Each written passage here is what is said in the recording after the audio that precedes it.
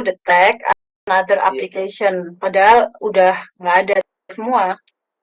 Ada solusi kah? Kalau memang terganggu kameranya, nggak pakai kamera nggak apa-apa. Tapi share screen-nya bisa nggak, Bun? Apa? Kenapa? Coba share screen ya. Coba menampilkan materinya nggak? Oke, sebentar. Ditunggu ya. Soalnya lama sih kalau pakai Webex biasanya. Oke, tunggu sebentar.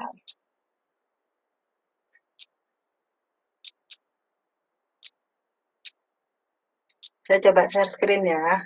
Ya. Iya, bentar.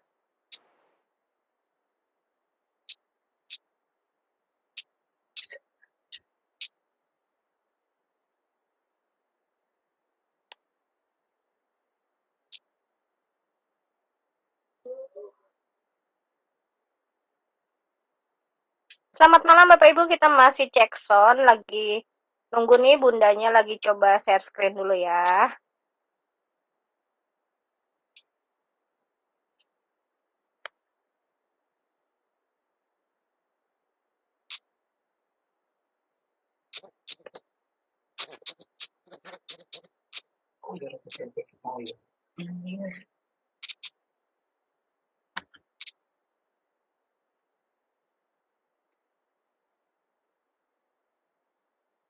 Respon.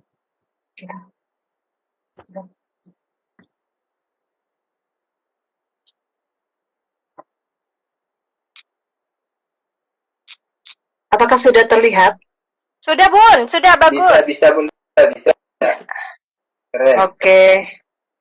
Nah sekarang kita memulai, tapi share screen-nya di Pak Sutarjo dulu ya Bun, nanti dipindahin ke bunda lagi.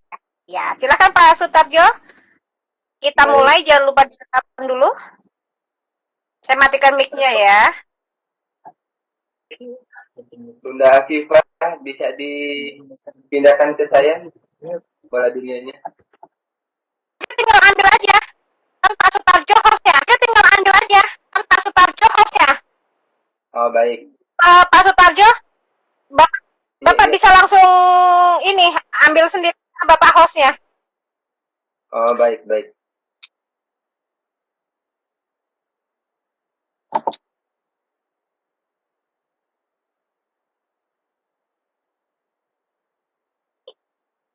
Baik, bismillahirrahmanirrahim. Saya direkam dulu Pak.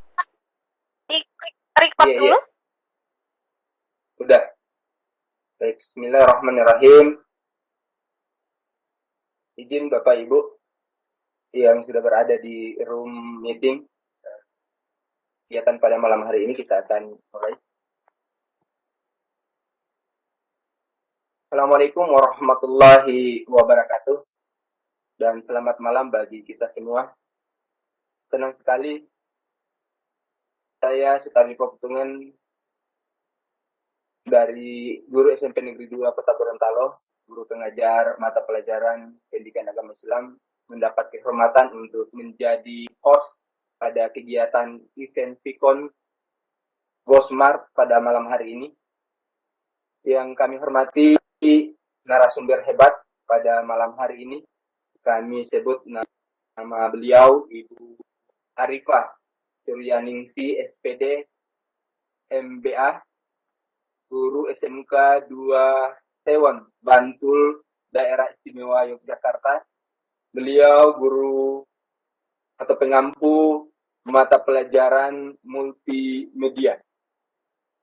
Bapak Ibu hebat, penggiat literasi se-Nusantara, terima kasih sudah bergabung bersama di kegiatan kami Event Vicon Gorontalo Semangat Belajar Teknologi edisi 27 dengan mengusung tema literasi, menulis esai dan opini. Kegiatan virtual ini difasilitasi oleh Room Meeting Webex Direktorat PSMK dan juga koordinator yang kami hormati Ibu Tira Lestari MPD. Alhamdulillahirabbil alamin. Bismillahirrahmanirrahim. Islam, bismillahirrahmanirrahim iman. Bismillahilladzi la yadurru ma'asmihi syai'un fil ardi wala fis sama'i wa huwas samiul alim. Raditu billahi rabban wa bil islami dinan. Nabi Muhammadin nabiyya wa rasulullah. Ya Rabbi zidni ilman warzuqni fahman. Segala puji bagi Allah telah memberikan rahmat dan hidayah kepada kita semua sehingga pada malam hari ini kita dapat melaksanakan dan mengikuti kegiatan event Vicon Cosmart edisi 27 dengan mengusung tema literasi, menulis esai, dan opini. Salawat serta salam tidak lupa kita haturkan kepada junjungan kita Nabi Muhammad Sallallahu Alaihi Wasallam, kepada para sahabat, kepada keluarganya, dan insya Allah akan sampai kepada kita yang masih istiqomah untuk melaksanakan ajarannya. Amin ya Rabbal Alamin. Sebelum memulai kegiatan event Vicon Cosmart edisi 27 pada malam hari ini, saya mengajak kepada Bapak Ibu kita semua untuk sama-sama melafalkan basmalah Bismillahirrahmanirrahim. Semoga kegiatan kita berjalan dengan lancar, diridhoi dan mendapat kemudahan untuk melaksanakan kegiatan pada malam hari ini. Sebelumnya, izinkan kami memperkenalkan narasumber hebat pada malam hari ini. Izin saya share.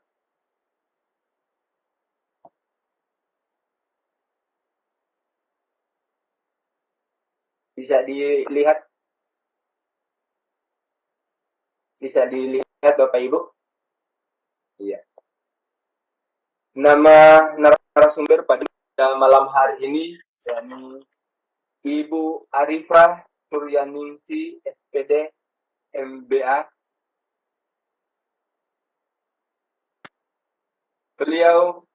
Pendidikan beliau SMA di SMA 7 Yogyakarta, S1 Pendidikan Teknik Elektro Uni, kemudian S2 beliau Magister Manajemen UGM. Riwayat pekerjaan,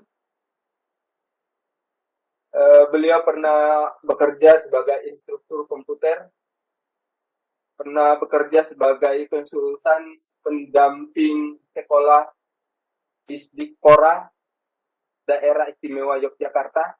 Kemudian pada tahun 2003 sampai 2006 beliau pernah menjadi dosen Politeknik PPKP Yogyakarta. Kemudian pernah menjadi instruktur nasional keahlian ganda LP3 TK, kemudian fasilitator diklat model yang diselenggarakan oleh Kemendikbud. Kemudian karya tulis inovasi yang pernah beliau buat, yakni sudah menerbitkan 5 buku pendidikan, 2 buku pelajaran, 1 buku panduan diklat, kemudian opini yang terkait dengan materi kita pada malam hari ini. Sudah ada 53 opini di koran lokal maupun nasional. Kemudian resensi, ada 20 resensi buku di koran lokal maupun nasional. Kemudian jurnal, 3 jurnal provinsi, proceeding, 2 nasional dan internasional. Jadi di internasional juga sudah menerbitkan, dan juga fotografi, 2 karya fotografi terkurasi. Jadi kemudian Bapak Ibu nanti akan silakan lihat di layar. Ya, silakan Bapak Ibu baca, lihat pengalaman beliau, kemudian ada aktivitas dan minat lainnya. Insya Allah kami juga akan share di link room pada malam hari ini.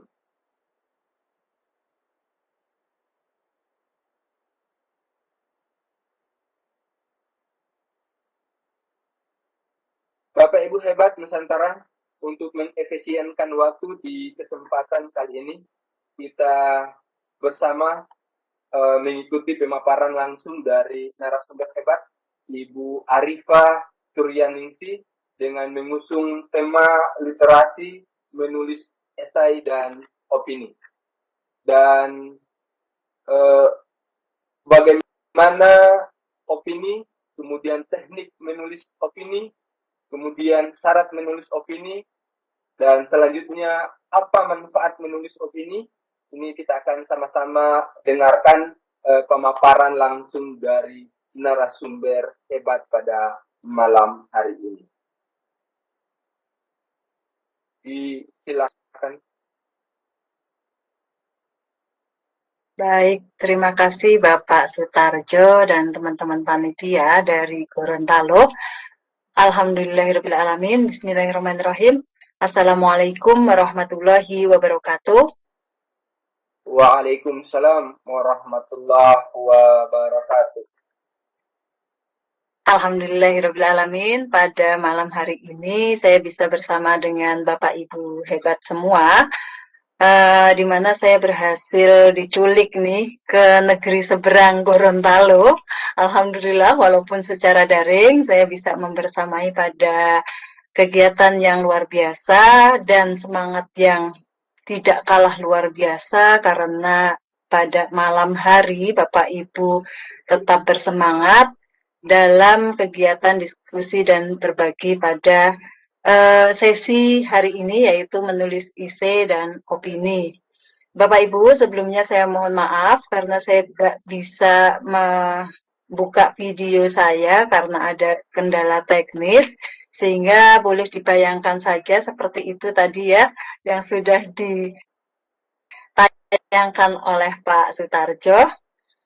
Dan izinkan saya berbagi materi pada malam hari ini, mudah-mudahan bisa menginspirasi maupun bisa memotivasi Bapak Ibu semua, terutama dalam pembuatan karya tulis dan publikasi ilmiah, di mana ini menjadi sebuah permasalahan nasional kita pada pendidik, bahwa mempublikasikan karya ilmiah itu masih menjadi sesuatu yang berat, karena sementara untuk teman-teman pendidik yang pegawai negeri itu adalah sebuah tuntutan,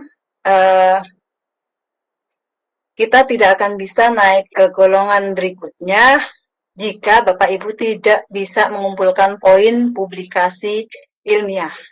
Nah, di sini kebetulan saya beberapa kali itu bisa menembus media arus utama dalam hal penulisan opini atau karya tulis populer, ya, karya tulis ilmiah populer. Kalau Bapak Ibu ngecek di buku 4, apa sih opini? Opini itu sama dengan karya tulis populer, Bapak Ibu. Baik, saya izin share screen.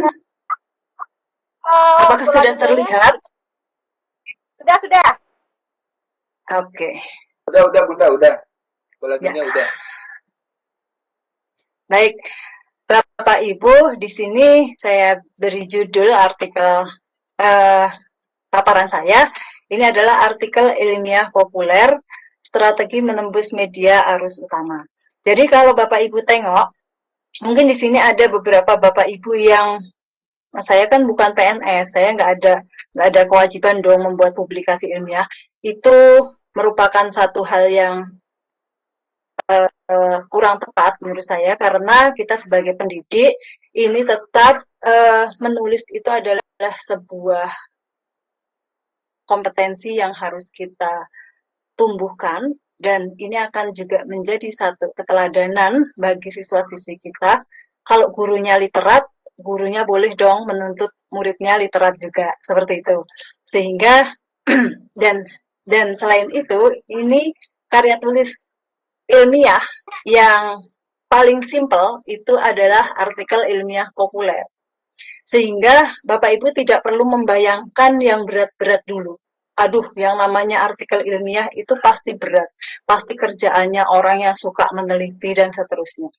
Itu tidak berlaku di artikel ilmiah populer atau di karya tulis opini. Kenapa? Karena sekali nulis Bapak Ibu cukup 600 kata saja sampai 1000 kata. Ketika itu bisa ditembuskan ke media arus utama, itu insya Allah bisa ternilai Bapak Ibu. Nah, Bapak Ibu yang bukan pegawai negeri, ini juga menjadi satu positioning kita bahwa kita itu kritis terhadap permasalahan di sekitar kita. Kita itu kredibel dalam bidang kita seperti itu. Jadi ini menjadi satu hal yang perlu juga kita pelajari. Dan saya senang sekali dengan caption yang ada di publikasi kegiatan ini. Ya, kalau saya baca nih ya, saya baca ulang itu kalau saya baca di Facebook yang di-share Ibu Rahma, itu narasinya oleh Ibu siapa ya?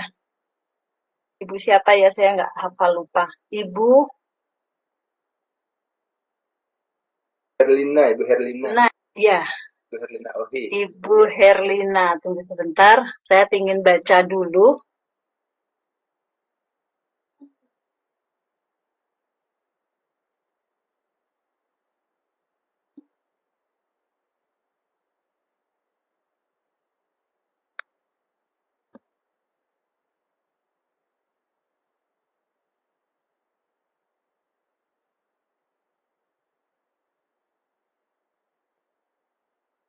Ya, setiap orang bisa menulis, tetapi tidak semua orang mampu menghasilkan sebuah tulisan. Banyak orang yang memiliki impian menjadi penulis, tetapi sedikit yang beternak tulisan. Nyatanya, lebih asik beternak alasan, sehingga impian untuk mewujudkan, sehingga impian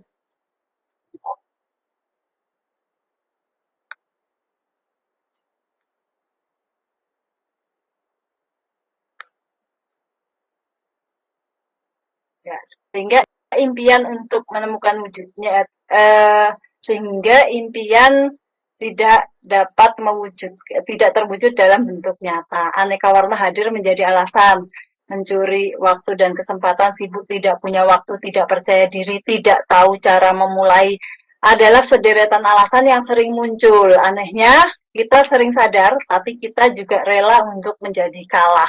Sehingga kata nanti saja menjadi senjata terakhir. Ya.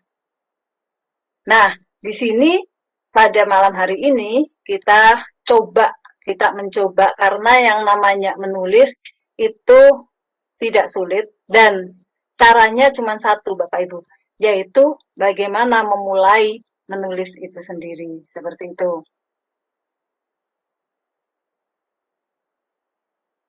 Baik. Tunggu sebentar Bapak, saya ada trouble di laptop.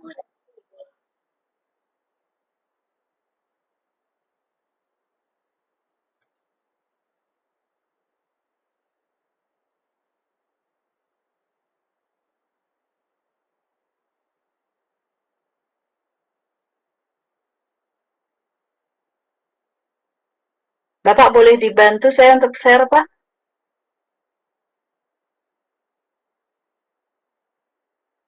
Yang materinya, Bunda? Sudah. Sebentar.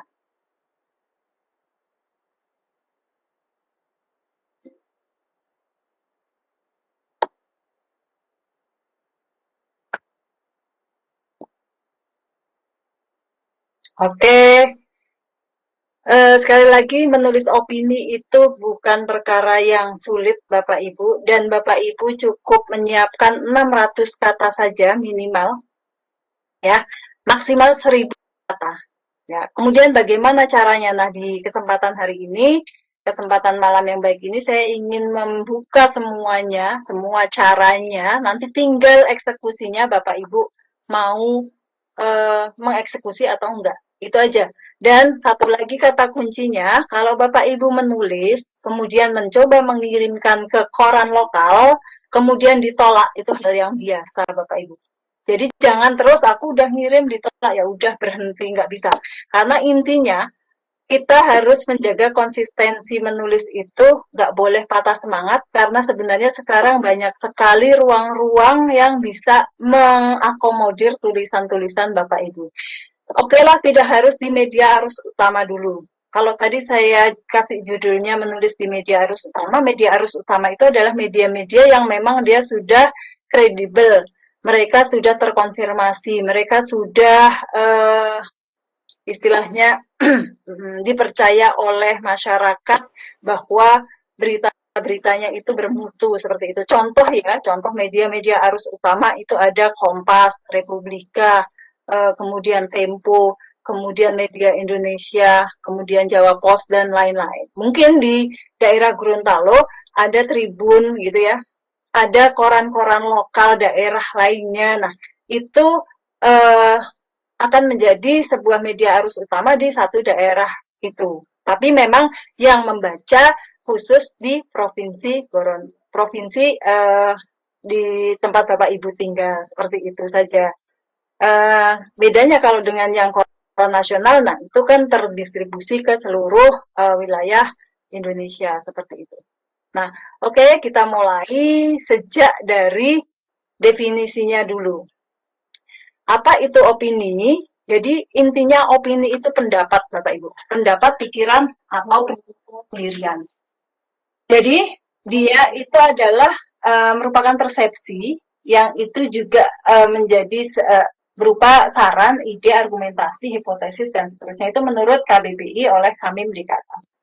Nah, di sini opini itu tidak boleh hanya common sense belaka. Common sense belaka itu ya cuman pendapat tanpa dasar seperti itu ya. Tapi harus berdasarkan data atau fakta atau pendapat ahli. Jadi, pada pokoknya sebuah opini, karya opini itu isinya yang mendominasi itu adalah ide penulis tersebut. Bukan Bapak Ibu memindahkan pendapat ahli yang sudah terkenal. Bukan Bapak Ibu memindahkan karya buku seorang penulis terkenal. Enggak. Tapi itu murni dari pendapat kita.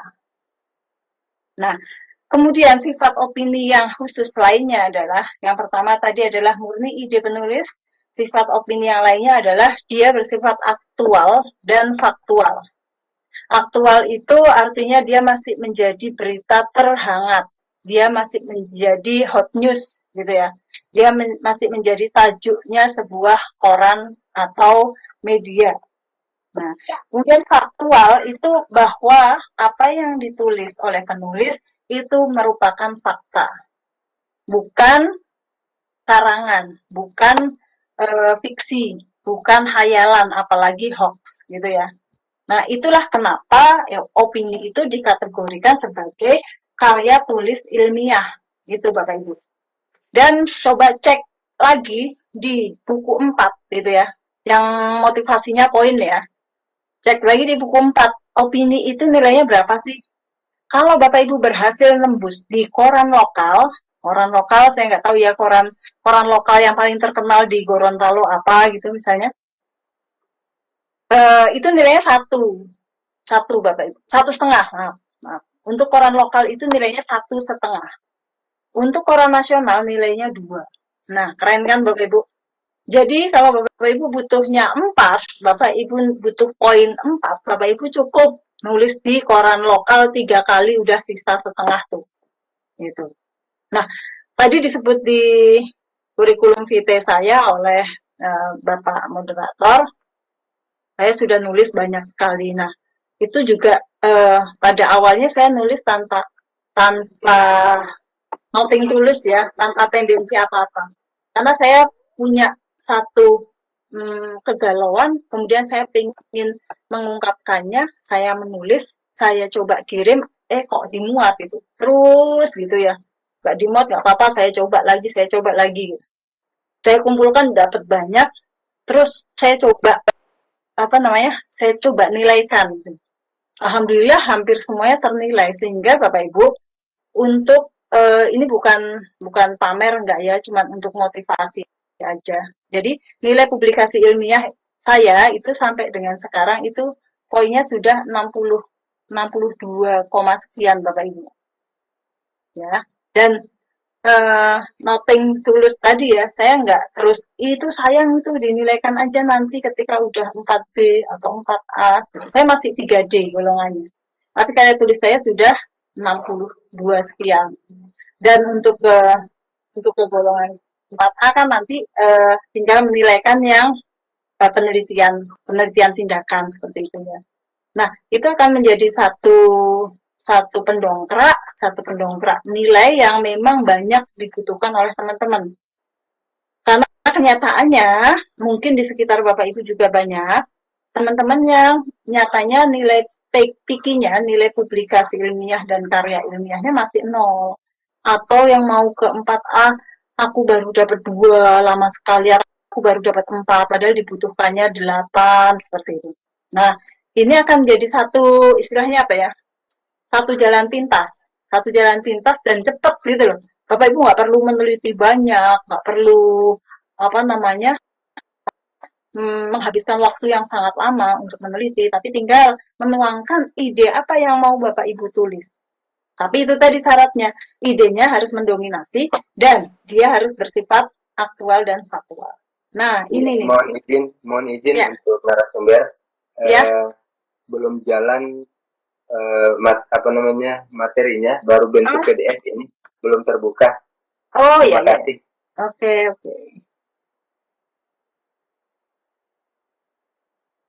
Sebentar. Saya stop share ya. Oh, belum terbuka ya, Pak ya? Iya. Jadi baru bentuk. Sudah, Pak? Alhamdulillah, sudah, Pak?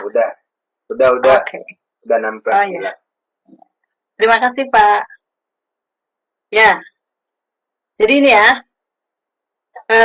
Oke, opini itu tadi. Sekarang tujuannya. Waktu saya sampai jam berapa, Pak? Nanti biar saya bisa mengira-ngira kecepatannya nih. Waktu saya sampai jam berapa? Halo, Bapak? Insyaallah pemaparan materinya kurang lebih dari sekarang 30 menit. Sudah berjalan 30 menit. Iya, oh ya. Terima kasih. Ya. Jadi Bapak Ibu saya agak percepat. Tujuan menulis opini itu banyak ya. Yang jelas tujuannya memberikan wawasan dan pengetahuan kepada orang lain. Coba Bapak Ibu cek terakhir kapan sih terakhir baca opini. Coba cek lagi kapan terakhir baca koran yang benar-benar baca, nggak cuman baca judulnya tok gitu. Ya. Coba Bapak Ibu kalau sudah lewat dari kelas saya, besok coba ditengok, buka koran, kemudian opini itu yang bagian mana. Karena hampir semua koran itu ada kolom opini yang dia terbuka untuk kontributornya itu dari masyarakat luas. Gitu ya. Memang kebanyakan yang mendominasi, yang menulis opini itu kebanyakan dari perguruan tinggi, dosen, doktor, profesor, tapi tidak menutup kemungkinan para praktisi seperti itu.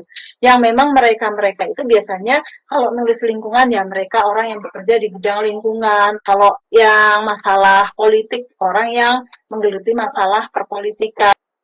Nulis masalah ekonomi, orang ekonomi. Nulis masalah pandemi, orang kesehatan. Tapi kita adalah pendidik. Masalah pendidikan itu tidak ada habisnya. Dan hampir semua bidang itu bisa disorot dari kacamata pendidikan. Misalnya, tentang banyaknya pernikahan anak di usia dini, apalagi ini meningkat di saat pandemi. Itu bisa disorot dari angle pendidikan.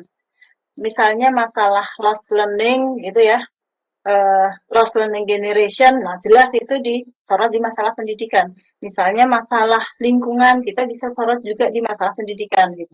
Jadi itu satu lahan yang sangat luas sekali bagi kita sebagai seorang pendidik atau kita yang hampir tiap saat terlibat dalam dunia kependidikan gitu. Nah, di sini manfaatnya apa? Kita kan harus berpikir kritis.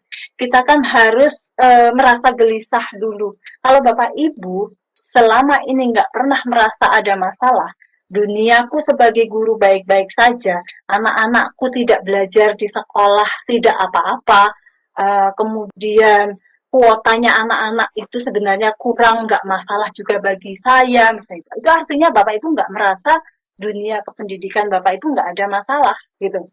Ketika Bapak Ibu tidak merasa punya masalah, ya sudah, zona nyaman sekali seperti itu. Nah, di sini ketika kita mencoba caring, kemudian kita mencoba mengkritisi sesuatu. Nah, ini adalah satu manfaat yang bisa kita ambil dari menulis, yaitu mengasah otak, menajamkan pikiran. Kemudian kalau kita menyuarakan satu permasalahan, kita tidak hanya berhenti di situ dong. Kita tidak boleh hanya mengkritik kok tanpa kasih saran. Nah, disitulah saran-saran itu akan membuka munculnya ide-ide baru dari kita sebagai penulis.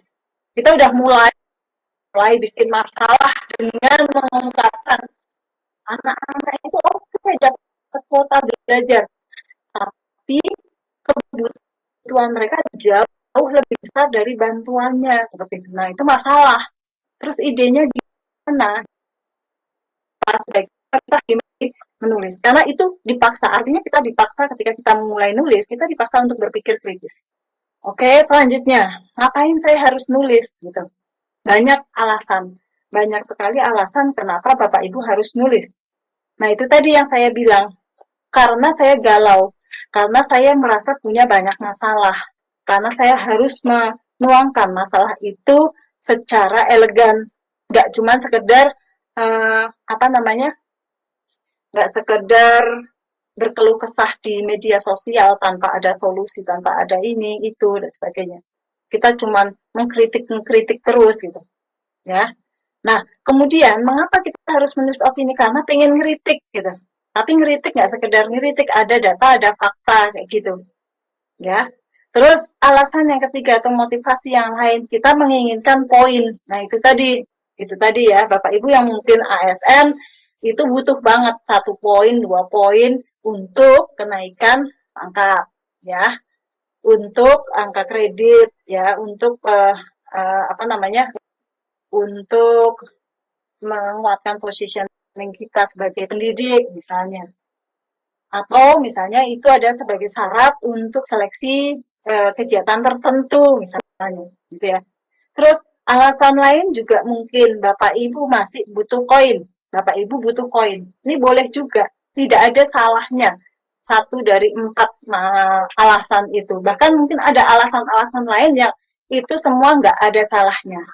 Yang penting kita ada ada satu alasan kenapa sih saya harus nulis gitu. Karena kalau nggak ada alasan ya seperti di caption yang ditulis Ibu panitia tadi.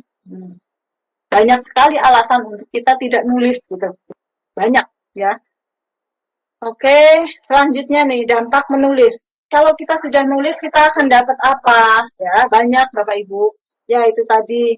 Tapi nulislah nothing tulus, Bapak Ibu tanpa beban. Saya nggak ini. Saya cuma pengen belajar dulu. Oke, itu akan lebih meringankan kita dan akan lebih mengalirkan apa ide-ide kita. Ya.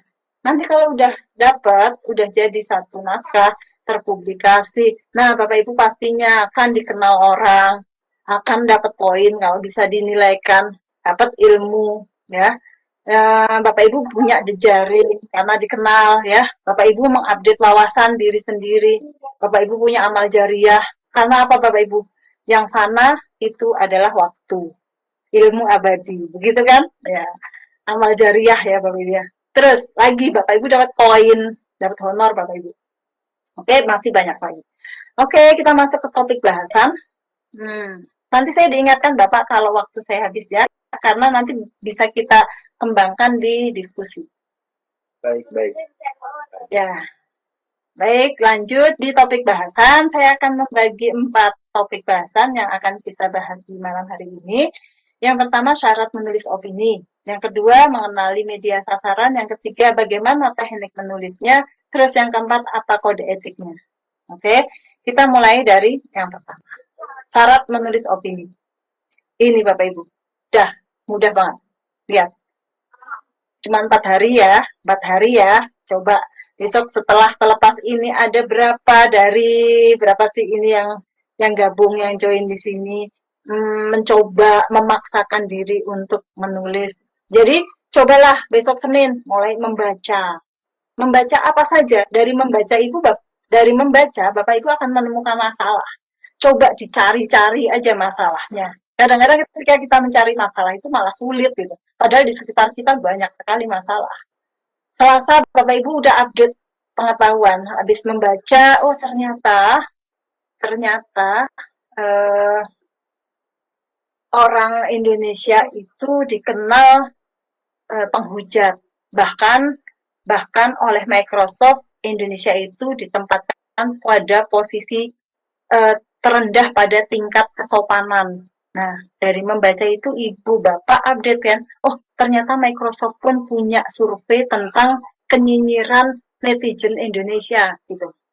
Ya kan? Nah, itu kenapa kok bisa kayak gitu? Nah, Bapak Ibu kan terus menggali riset kan, Rabunya riset. Kok bisa kayak gitu? Oh, ternyata budaya literasi kita masih perlu didongkrak lagi. Budaya literasi digital kita masih rendah. Kenapa kok bisa begitu? Karena di ranah keluarga ternyata nggak ada edukasi tentang literasi digital. Misalnya, nah, habis itu dikumpulin aja jadi 1 paragraf, 2 paragraf, 3 paragraf. Habis itu Kamis menulis, udah selesai. Syaratnya cuma itu Bapak Ibu. Jadi Bapak Ibu baca, cari masalah, update, Bapak Ibu gali riset mana-mana yang bisa menguatkan tulisan, udah mulai menulis. Tapi itu tidak instan. Ya, tapi itu tidak instan. Saya ini cerita sekilas saya itu benar-benar autodidak ya Bapak Ibu ya. Nggak ada yang ngajarin, nggak ada workshop semacam ini, nggak ada apa namanya latar belakang bahwa saya ahli bahasa, enggak. Saya guru multimedia di SMK, bahkan S1 saya teknik elektro di Universitas Negeri Yogyakarta.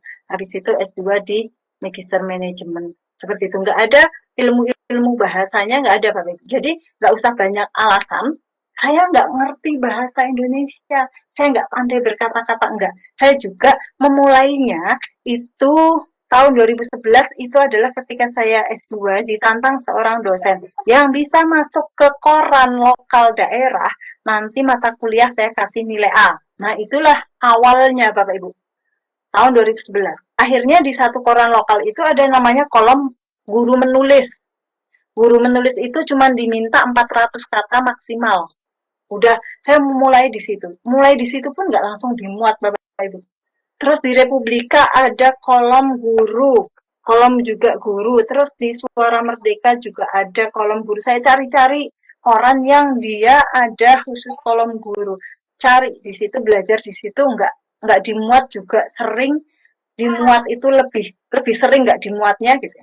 Habis itu di dalam satu koran itu ada opini-opini itu kan yang prestisnya paling bagus ya Bapak Ibu ya. Honornya juga paling bagus kalau kita ngelihat honor ya. Terus dia ada terus tiap hari. Nah, itu terus saya coba dari situ membaca tulisannya orang, saya berusaha ke situ nggak dimuat, nggak di ditolaknya itu puluhan kali daripada saya dimuatnya. Tapi begitu sekali bisa nembus, Masya Allah rasanya kayak juara, jadi pemenang kejuaraan apapun gitu Bapak Ibu. Karena apa? Ketika satu tulisan kita bisa dimuat, itu artinya mengalahkan banyak sekali kompetitor yang lain. Karena dalam satu hari, satu koran itu bisa dikirimi puluhan hingga ratusan tulisan. Yang bisa naik cetak itu cuman 2 atau 3 artikel gitu. Ya, oke. Jadi itu bertahap, experience atau pengalaman saya itu mulai dari kolom kecil, terus saya jaga konsistensi menulis, habis itu bisa terbiasa. Nah, ini berproses, ya. Saya mulai dari, ingat ya Bapak Ibu bolehlah saya mau langsung opini, boleh. Tapi yang penting jangan putus asa ketika ditolak, ya. Dari kolom kecil, kolom biasa, koran lokal ternama, koran nasional, akhirnya menjadi kolumnis tetap. Ketika saya ngirim itu, kecenderungan dimuatnya tinggi gitu loh ketika sudah kolumnis tetap dan itu ditempatkan di kolom-kolom khusus. Oke, tahapan yang kedua mengenali media. Nah, media itu apa saja? Tidak harus koran, ya. Karena sekarang toh nyatanya banyak sekali media-media yang itu tidak dicetak, tapi dia merupakan satu satu blog ya atau media massa daring kayak detik.com itu kan juga nerima Bapak Ibu. Coba nanti habis ini Bapak Ibu buka detik.com. Di situ ada menu kolom. Di situ ikuti saja. Itu lebih nyaman tulisannya gitu. Coba jadi kontributor di situ. Tulislah di situ. Dia tidak minta banyak. 500 kata boleh. Ya, 500 sampai 1000 kata. Oke, banyak sekali media yang Bapak Ibu bisa kenali. Nah, ini contohnya. Mungkin salah satu ada di kota Bapak Ibu. Ya, pasti ada ya. Pasti ada koran di sana. Kita kenali. Coba Bapak Ibu kalau nggak langganan ya beli aja di tukang kios koran. Kalau nggak mau beli di tukang kios koran, coba Bapak Ibu mampir ke perpustakaan daerah. Perpustakaan daerah pasti berlangganan. Salah satu apa salah 3 dari mereka gitu. Cek di sana.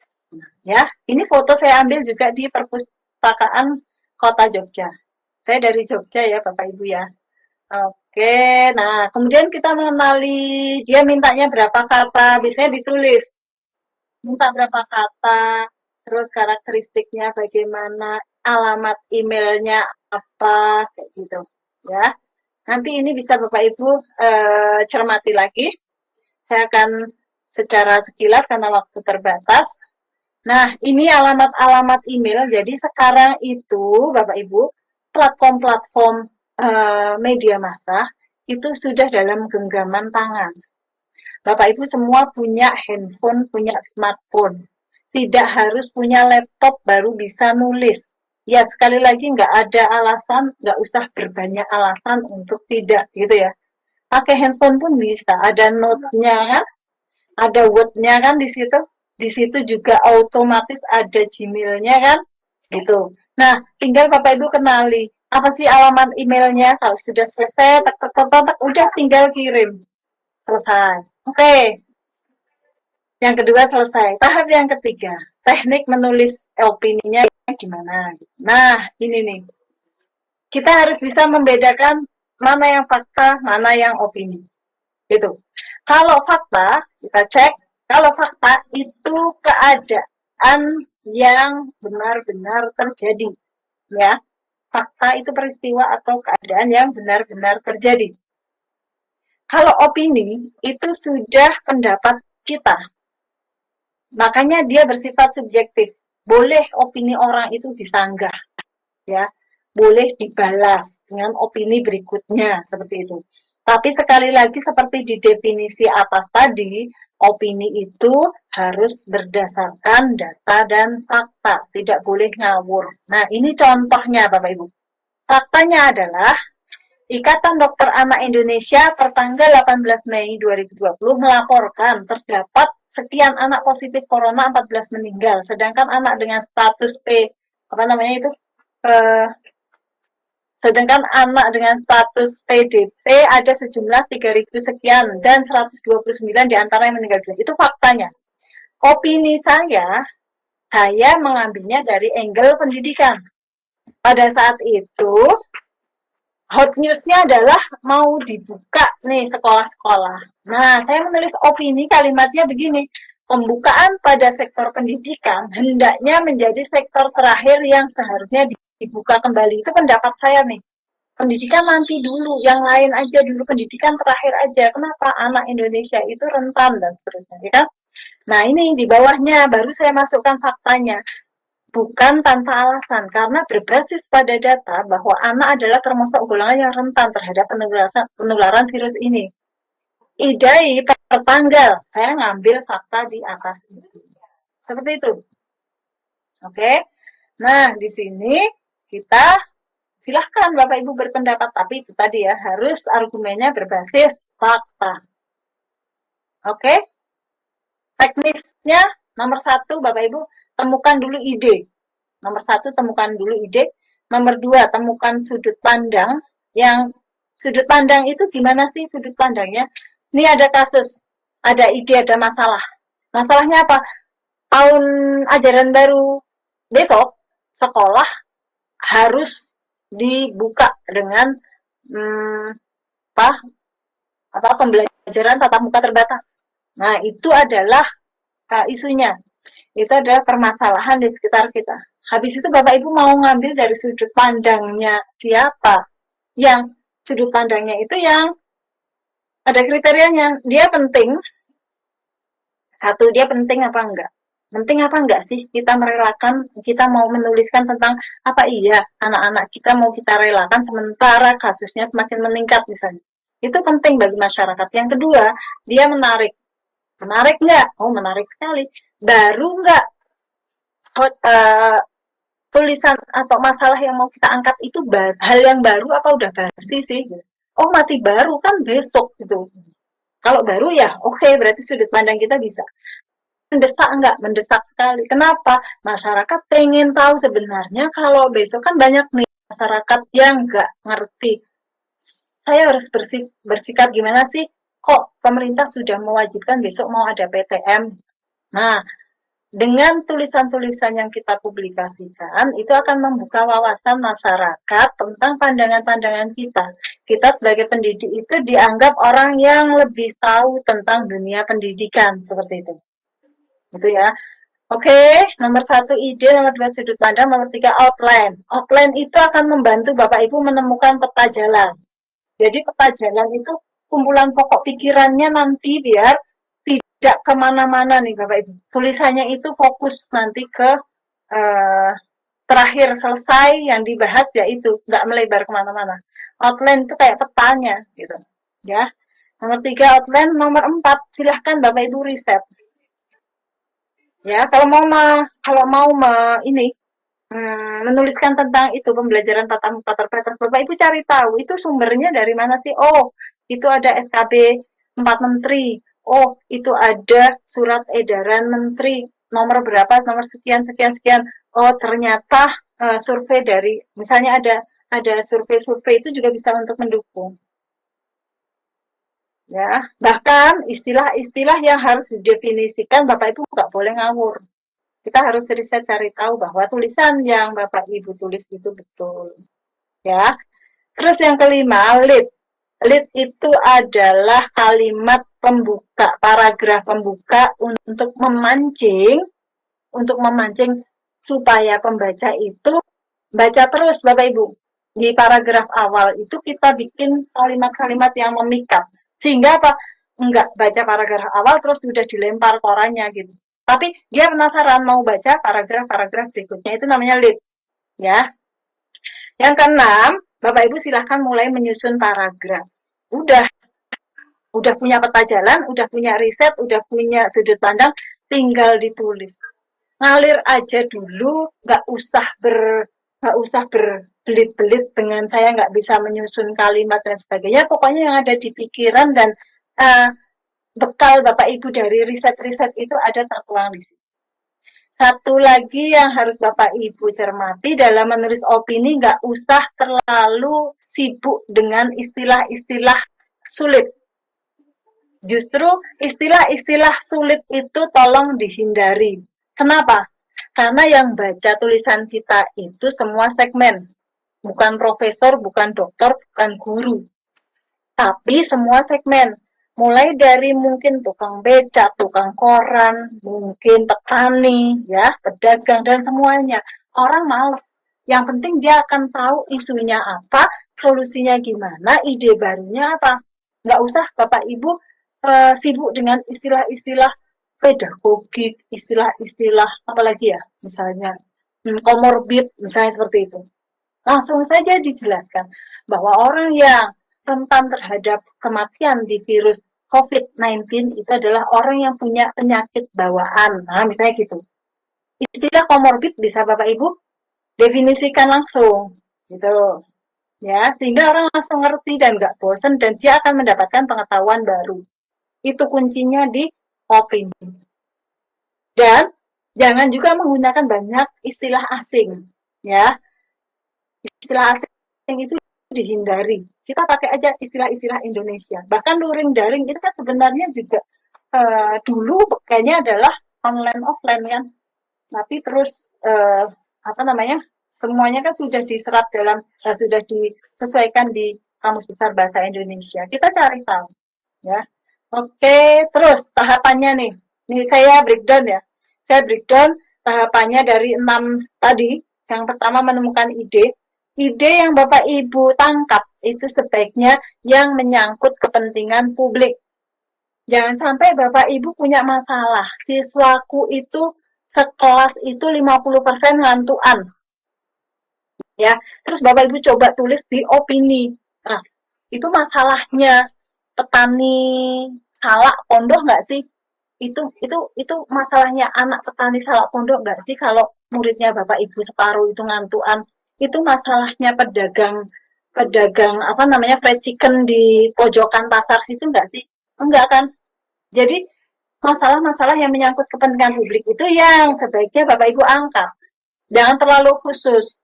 Yang masalahnya hanya muncul di sekolah Bapak Ibu.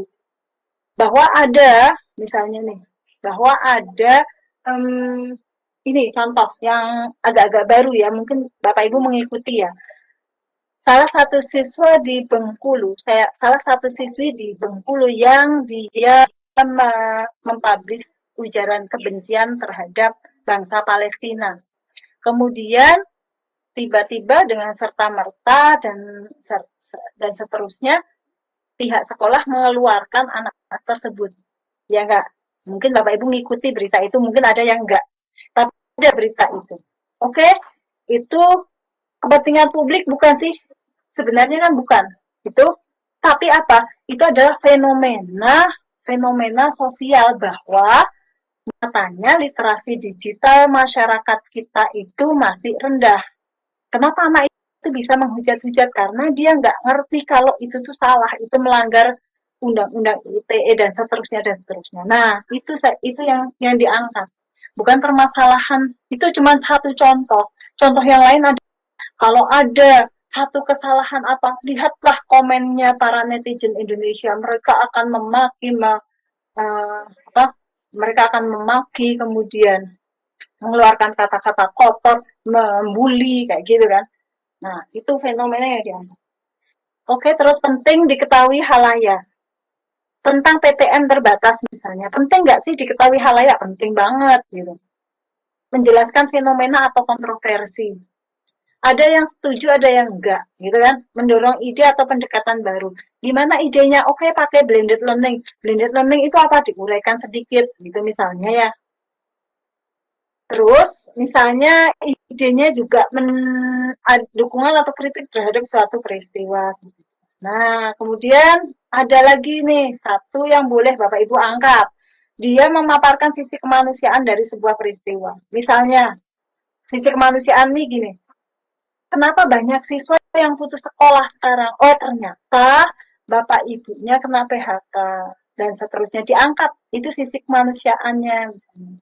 Ya. Kenapa banyak anak usia sekolah menikah di usia dini sekarang semakin banyak? Oh, ternyata karena persepsi masyarakat itu kalau anak sudah dinikahkan maka mereka terbebas dari kemiskinan.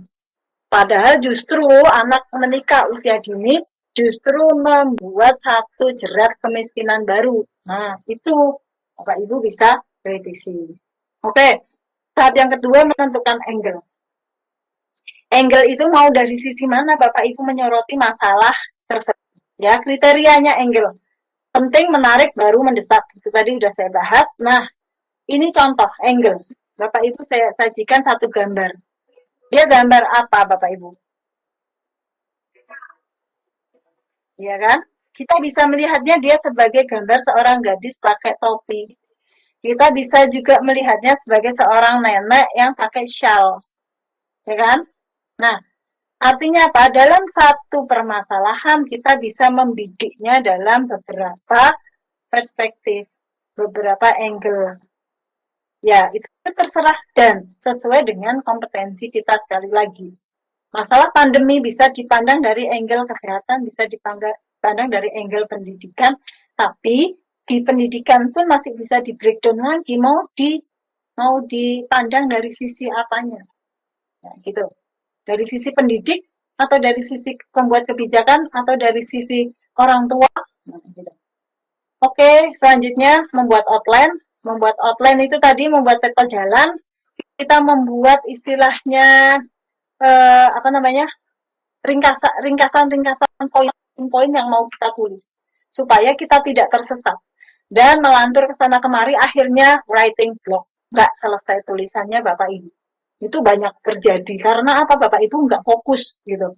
Ketika udah fokus mau nulis A, ya udah selesaikan A, jangan ke B, jangan ke Z gitu. Oke, membuat outline sudah, habis itu riset. Nah, ini riset itu kuncinya adalah banyak membaca. Gimana bisa tahu kalau ada survei dari Microsoft? Ya baca kan. Gimana bisa tahu kalau netizen, kalau ada kasus siswi di Bengkulu yang mengeluarkan ujaran kebencian? Ya dari baca kan. Gimana bisa tahu kalau KPAI, Komisi Perlindungan Anak Indonesia itu menemukan kasus-kasus banyaknya pernikahan usia dini? Dari baca juga kayak gitu. Intinya riset itu banyak baca, Bapak Ibu.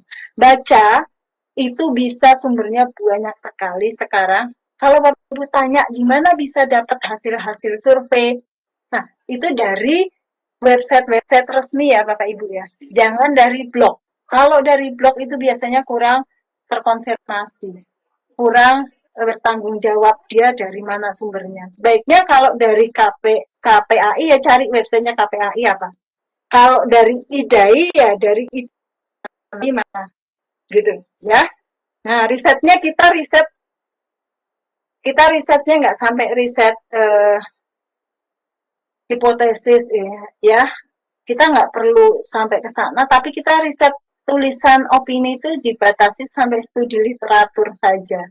Itu makanya saya bilang tadi, opini itu merupakan karya ilmiah yang paling gampang. Gitu. Oke. Contoh nih, websitenya IDAI langsung ditemukan. Websitenya Kemdikbud temukan, cari data di situ. Cari SE Mendikbud mana yang mendukung tulisan Bapak Ibu. Jangan dari blognya orang. Karena itu nanti kita nggak bisa telusur. Sumber itu jelas, benar atau tidak. Gitu ya Bapak Ibu ya. Terus yang kelima membuat lead. Lead itu paragraf pemancing dia supaya Bapak Ibu pembaca atau masyarakat yang membaca itu nggak berhenti di judul tok, tapi dia akan tertarik baca tulisan-tulisan di bawahnya. Oke. Terus yang keempat terakhir ya, kode etik. Kode etik ini mengajak kita untuk menjadi seorang penulis yang profesional. Kita ketika ngirim email ada etikanya. Kita tahu alamatnya dengan benar, kita tulis subjeknya, kita tulis pengantar suratnya, dan tulisan kita itu dilampirkan dalam file khusus. Ini contohnya, nanti Bapak Ibu bisa cek di materi yang ini pasti dibagikan oleh panitia ya. Jadi apa sih alamatnya ini saya capturekan yang ketika saya ngirim di detik.com. Itu alamatnya, saya kirim kemana, subjeknya opini merawat semangat belajar daring. Habis itu saya kasih prolognya atau pengantar suratnya. YTH redaktur opini detik.com, salam hormat, bla bla bla bla bla, semoga artikel ini sehormat saya. Nah, selesai. Terus di attachment kan, dilampirkan. Oke, seperti itu Bapak Ibu, sudah saya kasih contoh sekalian bagaimana cara mengemailkannya. Terus yang kedua adalah hindari plagiarisme. Jangan nyontek tulisan orang tiba-tiba di copy terus dipaste, ya. Apalagi tulisan akan dipublikasikan yang baca banyak umat, ya. Nanti bisa terfilter sendiri. Hati-hati dengan plagiarisme. Etika lain yaitu kalau Bapak Ibu lagi bikin satu tulisan, kirimkan di satu koran dulu. Jangan sekaligus ke 3-5 koran langsung. Misalnya nih, saya punya satu tulisan. Tulisan saya yang terbaru yang dimuat itu judulnya adalah darurat literasi, darurat masyarakat cakap digital. Itu tulisan saya yang terakhir. Ya. Saya ngirimnya di satu koran lokal Jogja, namanya Kedaulatan Rakyat. Saya tidak akan ngirim tulisan itu juga, tulisan yang sama ke Detik. Kalau saya ngirim dua-duanya sekaligus, tiba-tiba Kedaulatan KR memuat, Detik juga memuat dalam hari yang sama. Media tidak akan mau memaafkan, kadang-kadang kita di blacklist. Kenapa? Karena itu adalah prestisnya media yang mempublish tulisan kita. Kok di Detik ada, di KR juga ada? Wah, nggak eksklusif dong, kan gitu. Itu kan menurunkan kredibilitasnya si media, si pemilik media, ya. Jadi tunggu. Kalau Bapak Ibu bikin satu, kirim di satu kirim di satu koran. Jangan, aduh sayang, nanti kalau sana nggak dimuat ya nggak dimuat, tunggu seminggu lah minimal. Kalau benar-benar nggak dimuat ya udah kirim ke koran lain. Tapi asal catatan isunya masih hangat. Oke, Bapak Ibu, itu betapa mudahnya menulis di era digital, semuanya tersedia di sekitar kita, tinggal Bapak Ibu mau memulainya apa enggak. Itu Bapak, mungkin saya akhiri, dan ke sesi tanya jawab. Baik, terima kasih narasumber hebat kita pada malam hari ini dari Ibu Arifah Srianingsih. Tadi sudah dipaparkan kurikulum kita beliau adalah guru pengajar multimedia dan sudah banyak buku, opini, resensi, jurnal yang sudah beliau tulis. Luar biasa, cukup jelas dan tentunya ini membuat kami menginspirasi dan memotivasi kami.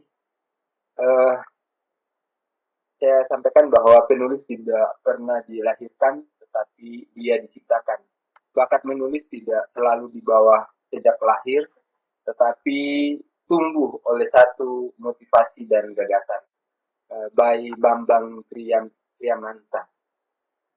Sudah banyak yang dipaparkan tadi, olehnya di sesi ini kami akan membuka kesempatan kepada Bapak Ibu yang ada di room chat ini.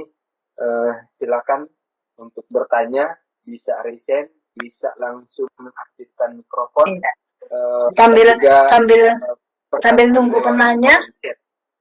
Ya, halo Bapak. Sambil nunggu penanya, saya tayangkan contoh-contoh ya Bapak ya. Ya, ini yang sudah terlihat ya. Ya, jadi kayak gini Bapak Ibu, saya mulai dari kolom khusus kecil-kecil kayak gini Bapak Ibu.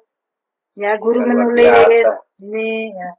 Jadi hal-hal ini hasil-hasil diklat. Saya dulu belajar Edmodo, saya kirim ke koran, dimuat. Saya belajar Prezi, dimuat gitu. Ya, ini jadi contoh-contoh ini nah, oke. Ya, ini di Kedaulatan Rakyat, ini koran lokal besar di daerah istimewa Yogyakarta. Terus ini di Media Indonesia, itu waktu itu mengkritisi pelaksanaan UN yang kecarut marut, itu kepatuhan sang guru, salah sertifikasi guru, itu tentang UNBK yang pertama dulu di Kompas, ya, terus tentang televisi dan pendangkalan moral, gitu. Ini di Detik tentang bahasa Indonesia waktu 28 Oktober, gitu ya. Ini resensi buku. Ya, oke, silakan monggo yang mau bertanya. Baik, luar biasa.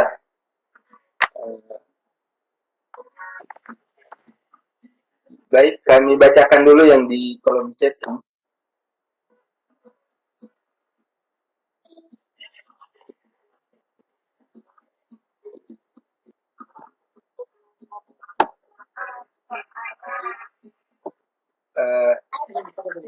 Assalamualaikum, bagaimana menyikapi ketika di pertengahan paragraf saya suka menemukan kalimat buntu untuk menghubungkan dari satu paragraf ke satu paragraf yang lainnya. Ini dari Evan Supendi. Iya. Mungkin langsung dijawab Ibu narasumber. Saya bacakan dulu yang di kolom chat. Kemudian kalau ada yang bertanya langsung, disilakan. Ya, saya langsung jawab ya, Bapak. Iya. Jadi bagaimana menghubungkan antar paragraf, intinya gitu ya, Pak ya? Iya. Oke, jadi Bapak Ibu, antar paragraf itu kalau bisa dibuat kalimat-kalimat yang terkait, gitu. Jadi misalnya begini, saya coba ambil contoh ya. Sebentar. Jadi misalnya saya ini tulisan saya yang terbaru kemarin.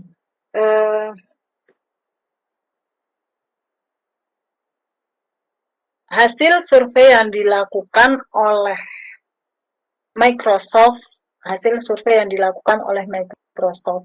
menunjukkan bahwa masyarakat Indonesia berada pada posisi terendah pada tingkat kesopanan, seperti itu. Survei ini dilakukan oleh Microsoft, saya nggak baca ini, sebentar ya, saya tak coba, ini saya nggak hafal soalnya. Survei ini dilakukan oleh Microsoft setiap 2 tahun sekali dan seterusnya. Nah, itu adalah lead-nya, ya. Saya ulangi. Ya. Dan survei ini dibuat untuk menyampaikan bagaimana interaksi online yang lebih aman, lebih sehat, dan lebih menghormati di antara semua orang. Microsoft menjelaskan bahwa risiko terbesar netizen Indonesia itu pada hoax, ujaran kebencian, bullying, dan seterusnya. Nah, itu paragraf 1, Bapak. Paragraf 2-nya, Bapak langsung ambil, dikait, ya. Pantas saja Microsoft menghasilkan hasil survei yang sedemikian. Nyatanya kita bisa lihat pada komentar-komentar netizen Indonesia pada artikel-artikel yang diunggah atau berita-berita yang mungkin menimpa para masyarakat atau artis kita misalnya. Nah, itu kalimat pengaitnya. Udah, habis itu termasuk salah satu contohnya adalah kasus salah satu siswa di Bengkulu yang kemudian dikeluarkan dari sekolahnya karena dia mengeluarkan ujaran kebencian. Gitu. Terus disaut lagi di paragraf berikutnya. Gerakan masyarakat cakap digital yang dikeluarkan oleh Kominfo beberapa waktu yang lalu menjadi sebuah angin segar, sebuah harapan baru bagi Indonesia untuk menjadi masyarakat yang lebih meningkat literasi digitalnya. Nah, seperti itu Bapak Ibu.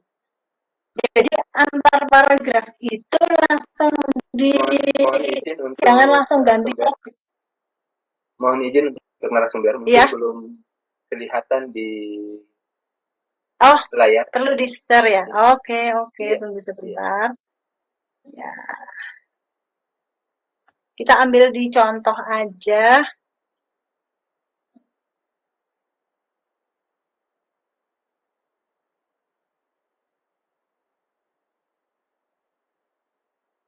Sudah terlihat, Pak?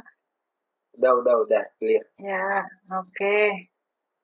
Kita ambil aja di sini. Iya. Udah, tapi tidak terlihat ya.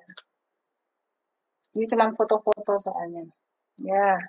Saya ambil di ini aja. Saya ambil di detik ya. Tunggu sebentar. Saya stop share. Harusnya idealnya webinar menulis opini ini ada sedikit interaktifnya. Nanti Bapak Ibu saya suruh tulis di kolom chat tentang masalah-masalah apa yang kira-kira menjadi pikiran saat ini spontan. Seperti itu sih Pak. Cuma waktu kita memang terbatas ya. Jadi ya nggak apa-apa lah. Mungkin bisa diagendakan lain waktu. Untuk lanjutnya Bunda. Iya, untuk teman-teman audiens bisa mencoba atau praktek kayak gitu. Tunggu sebentar. Saya coba masuk ke detik.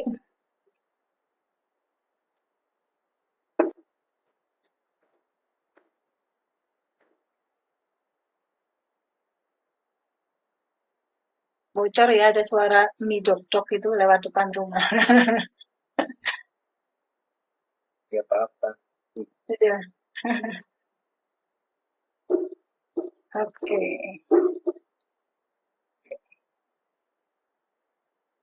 Ya, saya kasih contoh Bapak Ibu nanti boleh buka juga langsung di detik contoh tulisan saya. Ya. Nanti akan tergambar dengan jelas. Tunggu. Saya.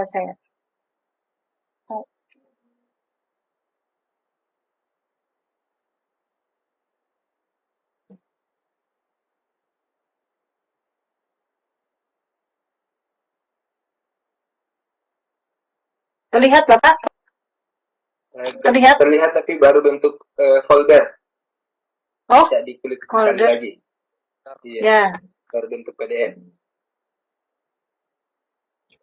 Diklik sekali lagi. Oke, sebentar.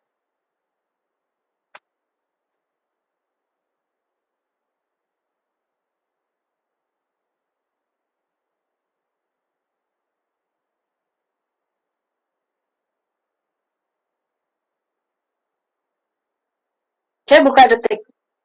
Iya, clear. Lihat? Ya, ini ya Pak, Bu. Judulnya Merawat Semangat Belajar Daring. Itu saya tulis dulu, awal pandemi, 22 Juni 2020. Ya, itu pada waktu ada SKP 4 Menteri tentang belajar daring. Oke? Di sini lead-nya adalah masyarakat patut berlega hati atas dikeluarnya panduan penyelenggaraan dan akademik ini, gitu kan? Nah, saya kait langsung kan di paragraf 2 Bapak Ibu lihat. Melalui panduan tersebut, jadi nyambung, ya kan? Telah diputuskan bahwa hanya sekolah yang berada di zona hijau dan seterusnya. Nah, nyambung lagi di paragraf 3. Artinya, hampir seluruh peserta didik di Indonesia akan terus memperpanjang masa belajar daring. Gitu kan? Jadi ngalir, dibaca enak. Langsung, lanjut. Ya, tetap mendapatkan hampir seluruh kebutuhan sosialnya di sana. Tidak heran jika banyak guru dan orang tua mengeluhkan adanya penurunan semangat dan motivasi. Nah, terus kemudian walaupun demikian permasalahan menurunnya motivasi di atas ngomong motivasi, di bawahnya masih nyangkut motivasi lagi. Tapi dengan adanya panduan teknis ini, nah, habis itu setelah siswa telah melewati masa pembelajaran darurat daring dengan kondisi apa adanya diri dan keluarganya. Juga kondisi gurunya mungkin juga masih dalam adaptasi. Gitu. Ada data yang saya sisipkan gitu. Nah, ini data dari Kementerian Pendidikan dan Kebudayaan pada waktu April itu terdapat sekian ribu guru, 988 kepala sekolah dan seterusnya. Itu Pak. Menjawab ya. Jadi jelas ya, ada nanti data dan fakta ya. Bunda ya.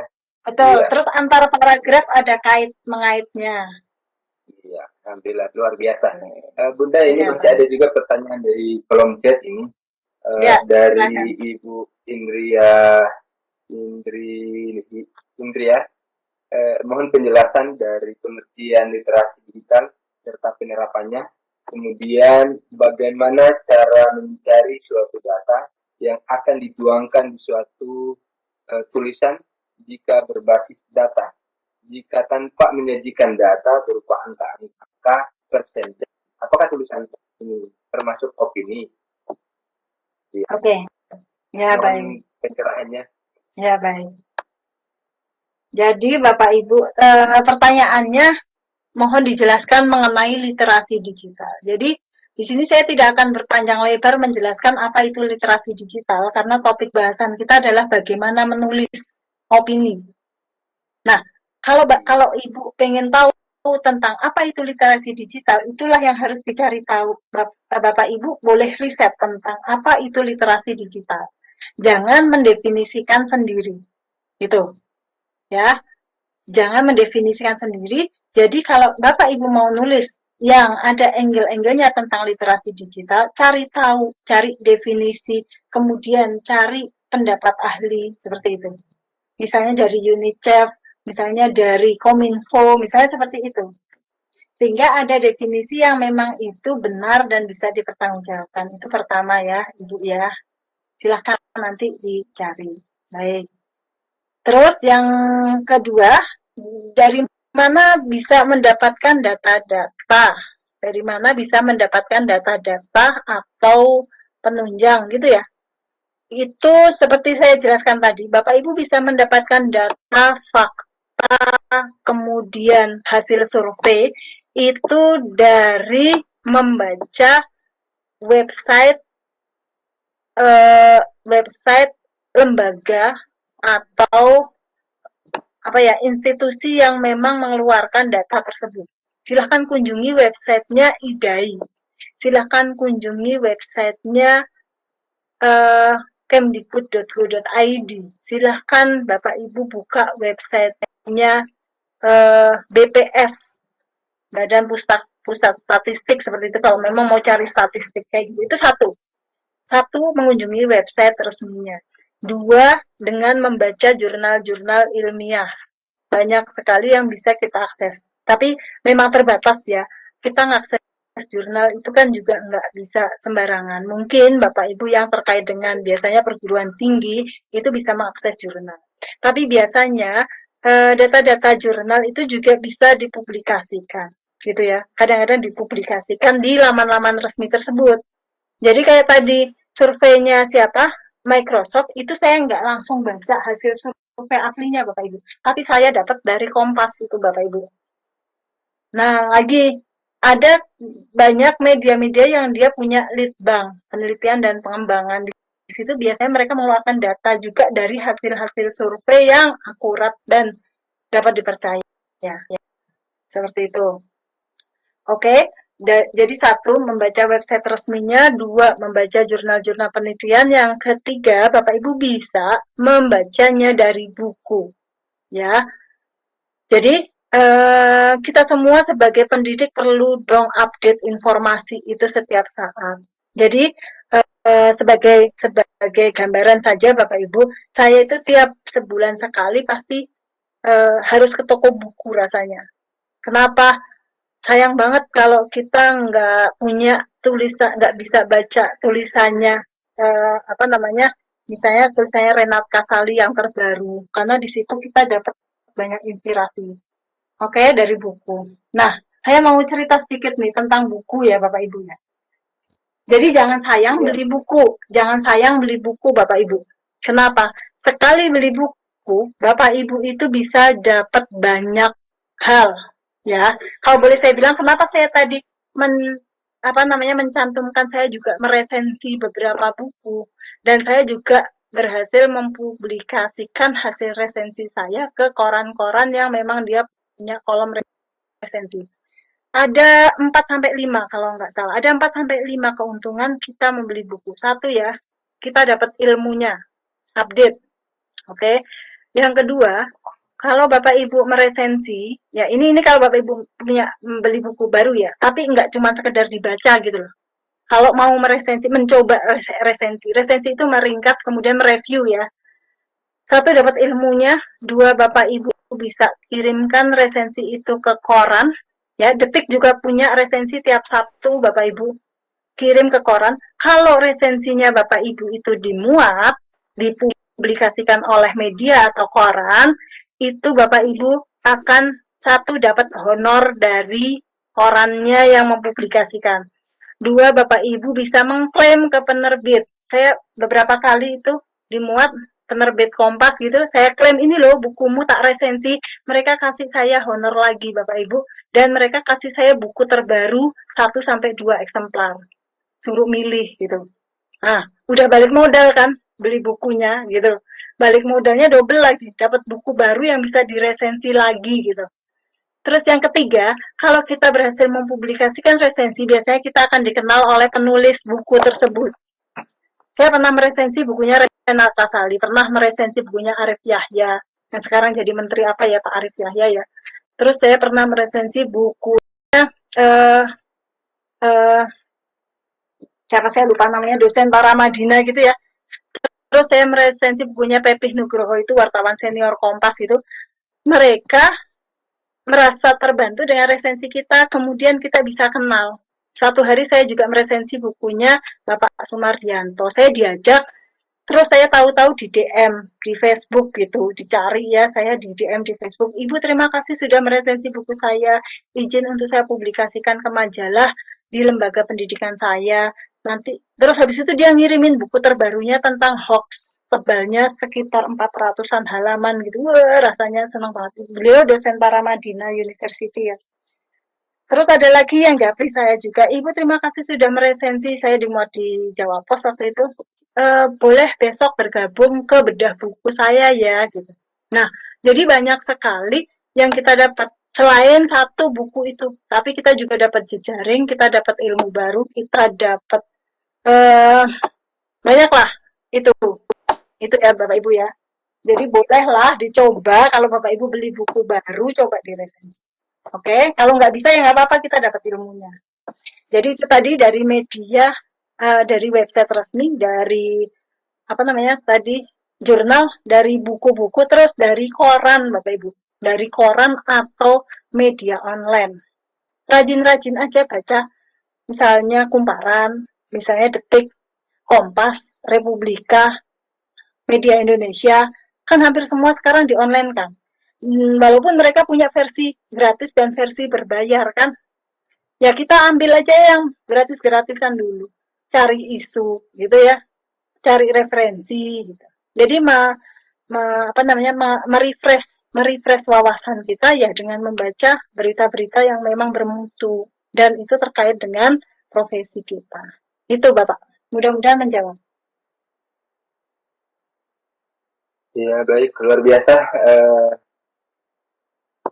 jawaban dari narasumber kita pada malam hari ini. Kami lihat ini di room meeting pada malam hari ini belum ada yang resign. Kalau ada yang mau bertanya langsung silakan bisa buka mikrofonnya. Tapi kalau belum, mungkin izin saya bertanya sedikit buat ya, silakan. Bapak. Oke, sambil. Oh ada. Nama siapa ini? Silakan Bapak dulu. Saya berikan kesempatan Bapak. Terima kasih. Langsung. Terima kasih. Assalamualaikum warahmatullahi wabarakatuh. Oh, Pak Puspo. Mohon maaf, Pak Puspo ya. Oh, baik. Lanjut. Terima kasih Bu Fafa yang sudah memberikan motivasi pada kita semuanya untuk belajar dan belajar menjadi easier. Easier. Iya, Pak. Opinier ya. Opinier. Ya. Dari tadi ada sekelumit yang menjadi pertanyaan saya ketika kita mau memberikan opini kemudian mengambil dari salah satu pendapat orang atau buku dan sebagainya, apakah kita juga seperti ketika kita melakukan riset atau penelitian harus ada sumbernya begitu. Misalkan ketika saya ingin mengopinikan sebuah fenomena tentang kenakalan remaja, nah saya kemudian mencari resensi tentang hal tersebut. Kebetulan saya menemukan punya orang yang asik untuk disampaikan karena berhubungan dengan hal tersebut. Itu apakah harus ada semacam resensinya itu. Jadi katakan opini menurut Bapak A bahwa kenakalan remaja seperti itu. Itu pertanyaan saya. Terima kasih Bu Fafa. Itu. Ya, bagus Pak. Terima kasih. Langsung saya jawab, Bapak? Ya. Boleh langsung saya jawab? Langsung. Iya. Ya. Oke, pertanyaan menarik sekali Pak dan sangat teknis. Jadi intinya seperti saya bilang tadi bahwa menulis opini itu adalah menulis artikel ilmiah yang paling simpel Pak. Kalau Bapak mengutip pendapat ahli, Bapak Ibu mengutip pendapat ahli, itu cukup menurut Hartilar 1998 bahwa profesi guru sudah mengalami demitologi. Misalnya seperti itu. Udah seperti itu, Pak. Demitologinya apa disebutkan sedikit aja. Habis itu Bapak Ibu langsung masuk ke pendapatnya Bapak Ibu. Ya. Langsung masuk ke pendapat. Nah, itu artinya bahwa guru sebagai Umar Bakri itu sekarang sudah tidak ada lagi. Nah, misalnya seperti itu. Bahwa guru sekarang sudah mendapatkan penghargaan yang layak. Kalau dulu guru itu dibilang pahlawan tanpa tanda jasa, bla bla bla bla bla bla gitu, Pak. Nah, kemudian yang kedua, jadi langsung disebutkan saja tahunnya menurut nama, kemudian nama dalam kurung tahun, terus kutipan beliau apa?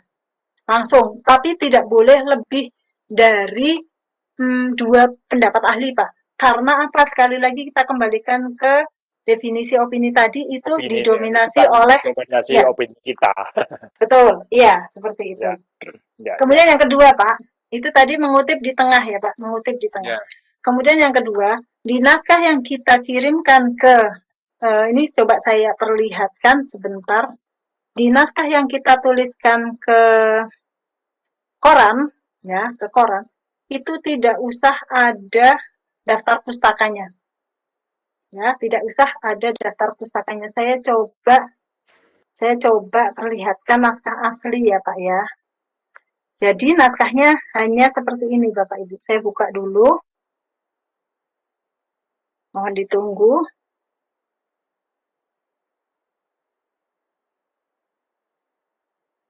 Ini tulisan saya yang terbaru, dimuat beberapa minggu yang lalu, masuk di kolom analisis gitu. Padahal saya maksudnya opini, tapi sama korannya itu sendiri sudah ditingkatkan levelnya jadi analisis, Pak. Jadi seneng banget gitu belum rasanya. nampak ini. Iya, memang belum saya share. Tunggu sebentar. Oh iya, baik. Ya. Nih. Masih menunggu duk-duk liwat. Ya. Nih, Pak. Udah kelihatan ya, Pak? Ya. Udah Nah, clear. bentuknya seperti ini. Bentuknya hanya seperti ini aja nih. Udah semuanya itu 600 kata. Ini 600 kata, Pak. Kalau sudah judul oleh siapa, terus paragraf per paragraf sampai 600 kata. Habis itu kasih informasi tentang kita. Gitu. Ini informasi gaji singkat gitu. Nah, tanpa ada daftar pustaka sama sekali. Ya kan, Pak? Ya. Nggak ada daftar. Ini cuman saya sebutkan, saya ngutip dari Kompas. Nih, saya perbesar. Saya lihat, Pak. Oh ya. Jelas. Ini. Oke. Ini kan nggak usah saya sebut. Paragraf pertama tidak usah saya sebut. Itu ngambil dari mana, karena semua media merilis. Sehingga saya nggak usah ngutip dari mana, nggak usah. Hasil sosok melalui Digital Civility Index, nah itu kan sudah cetok, Pak. Ya. Lanjut. Habis itu saya ini mengutip Kompas 25 bulan 7 tahun 18. Kok Bu Fafa punya Kompas itu? Nah, karena saya itu suka ngumpulin tulisan orang, Pak. Saya suka ngumpulin tulisan orang yang saya anggap menarik dan itu bisa menjadi referensi gitu. Sehingga ketika saya punya ide nulis ini, oh saya ingat referensi itu, saya ambil itu. Itu sih. Ya, simpel kan, Pak? Ya. Ya, oke, mudah-mudahan menjawab. Ya. Iya. Ini, Pak. Dah. Monggo yang lain. Satu lagi, Bu. Kalau ya, silakan, Pak. Satu lagi, jadi mungkin boleh. kumpulan opini Ibu bisa di-share, itu mungkin menjadikan kami untuk bisa ya memicu motivasi kita untuk beropini ria. Betul. Siapa? Terima kasih. Ya, sebenarnya saya itu punya blog, Pak, tapi kok lagi bermasalah. Jadi hampir semua tulisan yang sudah dipublish itu saya simpan di blog semua. Cuman sekarang sedang aksesnya sulit gitu lah. Mungkin saya udah terlalu lama jadi alumni ya. Itu kan saya pakai blognya UGM gitu. Saya baru mau proses pindah ke WordPress aja gitu. Jadi bisa diakses oleh Bapak Ibu. Nanti saya kabari melalui panitia ya, Pak ya.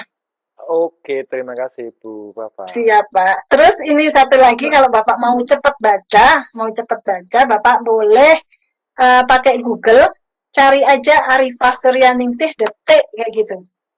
Oh, sudah ada 3 tulisan saya di detik, Pak. Sudah ada baru 3 yang nongol di detik ya. Ya, boleh pakai kata kunci itu nanti langsung ketemu. Arifah Suryaningsih detik.com kayak gitu. Itu kalau mau yang paling cepat. Gitu ya, Pak. Oke, terima kasih. Iya, terima kasih ilmunya dari narasumber dari Arifah Suryaningsih. Kami lihat di kolom chat ini ada yang recent, Bapak Nanang Fahrul Razi. Ini juga sahabat kami, penulis juga, sudah beberapa buku yang beliau terbitkan. Monggo, Nanang Fahrul Razi. Silakan, Bapak.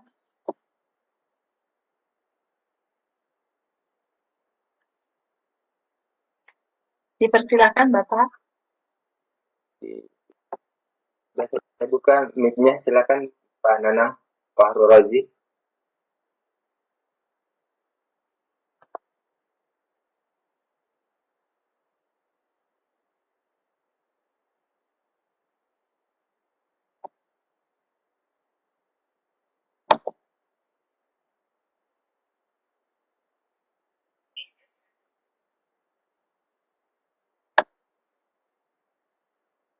Bisa ya? Pak Nanang ya? Halo. Iya. Jauh. Tambah lagi suaranya. Ya, halo. Tambah lagi suaranya. Ini sudah pakai headset ini, Pak. Ya, halo. Oh iya. Insya Allah bisa didengar. Silakan Pak Nanang, Pak Rozi. Ya. Nah, kalau kita membuat opini, apakah tulisannya harus berdasarkan kompetensi kita, Bu? Saya lihat sekilas dari tulisan opini itu banyak yang arah ke pendidikan, Bu ya. Iya Pak. Apakah harus Ya, terima kasih Pak. Itu Bisa. aja. Ya. Oh iya, terima kasih. Bisa ditangkap Bu Ya. Nur ya? Bisa. Oke, saya langsung jawab ya Pak Nanang. Terima kasih pertanyaannya. Jadi Bapak, penulis opini itu memang sebaiknya sesuai dengan kompetensi kita. Kenapa? Karena masyarakat akan menjadikan kita sebagai rujukan atau referensi. Siapa sih yang ngomong? Siapa sih yang nulis? Oh, dia pengrajin rotan. Gitu misalnya. Dia pengrajin rotan. Dia ketua asosiasi pengrajin di Gorontalo misalnya. Kok dia nulis tentang apa ya yang jauh banget ya, politik misalnya. Nah, kan kompetensi dia tidak sesuai dengan keseharian dan tidak sesuai dengan kompetensi dan kesehariannya dia gitu. Sehingga kredibilitasnya akan menjadi diragukan. Itu nomor satu, Pak. Yang kedua, kita pendidik oke. Kan dulu awal sekali saya mikirnya gini, yang bisa saya tulis cuman masalah multimedia, cuman masalah TIK, karena saya guru TIK gitu kan Pak. Sempit sekali awalnya seperti itu. Ternyata saya bisa luas sekali karena masalah pendidikan kan nggak cuman TIK gitu. Itu. Jadi diuntungkannya kita di dunia pendidikan, masalah pendidikan itu banyak. Oke lah, akan lebih fokus lagi ketika saya ngomongin masalah literasi digital karena saya orang TIK yang tentunya seharusnya lebih paham tentang digitalisasi misalnya, ya kan? Itu. Oke, saya keluar dari situ lebih luas. Saya akan ngomongin masalah pernikahan dini. Saya ngerti nggak tentang pernikahan dini? Ya enggak. Tapi saya sebagai seorang guru, saya punya perspektif tentang bagaimana nasib pendidikan seorang anak yang menikah di usia dini, yang dia usianya sekolah. Saya bisa mengambil angle-nya di situ, Pak. Tapi saya bisa nulis tentang pernikahan dini. Oke, itu. Lagi, Pak. Saya pernah nulis tentang Greta Thunberg, Pak. Greta Thunberg itu seorang pelajar dari Swedia yang menerima penghargaan Nobel karena kritisnya dia tentang permasalahan lingkungan dunia, kan? Gitu. Saya tulis itu, saya ambil sisi pendidikannya, itu kan masalah lingkungan sebenarnya. Tapi ketika saya ini seorang ahli lingkungan, saya ngomongnya ya tentang tentang iklim yang sudah mulai terancam misalnya. Seperti itu, Pak. Jadi intinya nulis opini itu kan menguatkan positioning kita sebagai seorang apa? Kalau saya adalah ketua IWAPI, Ikatan Wanita Pengusaha Indonesia misalnya, saya ngomong tentang dampak pandemi terhadap pengusaha wanita misalnya. Saya ngomong tentang masalah-masalah menurunnya daya beli masyarakat terhadap produk-produk kita, itu bolehlah seperti itu. Jadi kalau saya seorang guru tapi saya juga mungkin menjadi uh, pengusaha kue misalnya, ya saya boleh aja ngomong tentang kue Pak. Tapi kalau saya cuma pendidik, saya mau ngomong kue, nggak banyak orang percaya gitu. Logikanya itu aja. Dan itu sebenarnya dikuatkan juga, saya punya video pernyataan dari seorang wartawan senior Tempo, tapi sayangnya belum saya download sih Pak, jadi nggak bisa saya share ya, nggak apa-apa ya. Intinya itu Pak, intinya itu sebaiknya kita ngomong sesuai yang kita paham. Itu sih. Jadi gini, kalau Bapak itu guru, Pak Sutarjo guru apa Pak Sutarjo? Saya guru agama. Oke, Bapak guru agama. Nanti Bapak guru agama, nanti Bapak bisa menuliskan sebuah opini dari sisi atau perspektif agama, Pak. Tapi saya nggak bisa ngomong itu. Kenapa? Saya nggak dianggap pintar agama tentang itu syariatnya bagaimana. Nah, seperti itu. Orang kan nggak percaya, dia ngomong itu cuma asal kutip. Nah, misalnya kan gitu. Karena apa? Opini itu tadi harus sesuai data, fakta, dan kompetensi memang. Ya, silakan. Itu Pak Nanang, mudah-mudahan menjawab. Luar biasa. Terima kasih pencerahannya. Mohon maaf, ini masih ada waktu. Di kolom chat kami lihat ini ada yang bertanya dari Ibu Jamila Baderan. Ini mungkin dari panitia Gosmat. Assalamualaikum Ibu Fafa. Menarik sekali materinya malam ini. Saya sangat tertarik untuk menulis opini. Bagaimana jika kita ingin menulis opini yang lebih ingin mengungkapkan bentuk ketidakpuasan kita terhadap suatu kebijakan pemerintah? Jika mau menulis dan hal seperti itu, apakah dibolehkan dan bagaimana kode etiknya? Mohon pencerahannya. Ya, baik. Wah, keren nih pertanyaannya. Aduh, jadi bikin deg-degan, Bu. Jadi, Bu Jamila iya, Ibu Jamila, keren Bu. Jadi ini Bu, intinya ketika kita menulis, itu kita harus menjadi pemberani juga. Yang pertama adalah kita berani pendapat kita dibaca orang lain.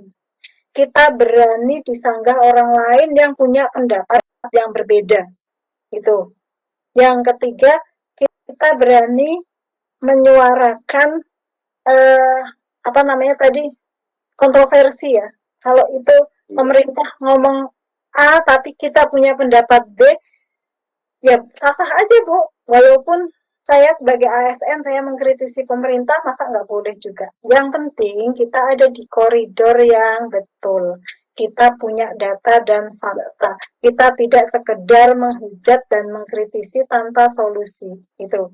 Dan itu saya sudah coba. Saya sebenarnya keberanian itu muncul ketika saya nulis. Keberanian itu muncul karena ada faktor lain juga sih Bu. Saya waktu itu nulis kartu kuning bagi UN 2013. Coba bayangkan Bu, saya langsung mengkritisinya ke Kemdikbud. Padahal saya guru desa, saya guru desa yang juga ASN gitu kan. Tapi kenapa saya berani waktu itu? Satu ya Bu ya, saya waktu itu lagi tugas belajar, rasanya kok kayak, padahal tugas belajar tetap ASN ya Bu ya. Saya lagi tugas belajar, rasanya kok rasanya free-free aja gitu loh, saya mengkritisi pemerintah. Tapi yang kedua, saya punya data. Jadi saya nyatanya saya baik-baik saja dan tidak apa-apa gitu. Itu yang pertama. Coba sambil saya share sebentar.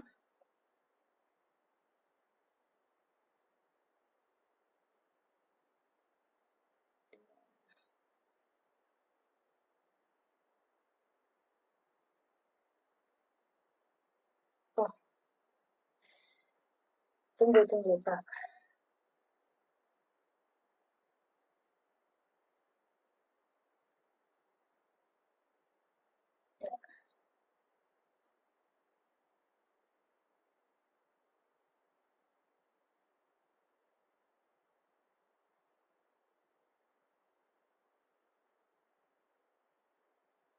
Lihat ya Pak. Halo? Baru bentuk file. Diklik sekali lagi. File. Ya baik. Saya ulang.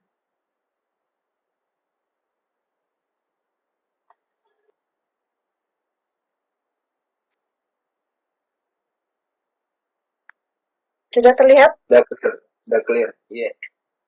Ya.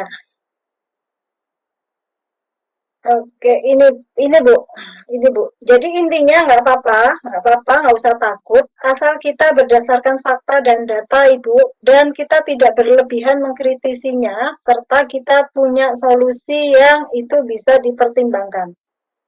Itu Bu, tulisan saya mengkritisi siapa itu Bu? Atasan saya kan Bu, kartu kuning bagi UN 2013 waktu itu UN carut marut, distribusi soal jelek banget, terus nggak serentak dan seterusnya.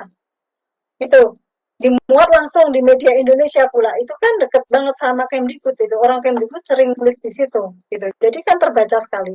Dan saya yakin pasti media Indonesia memang gemes untuk memuat tulisan saya karena tulisannya karena judulnya ini banget mencolok banget kan.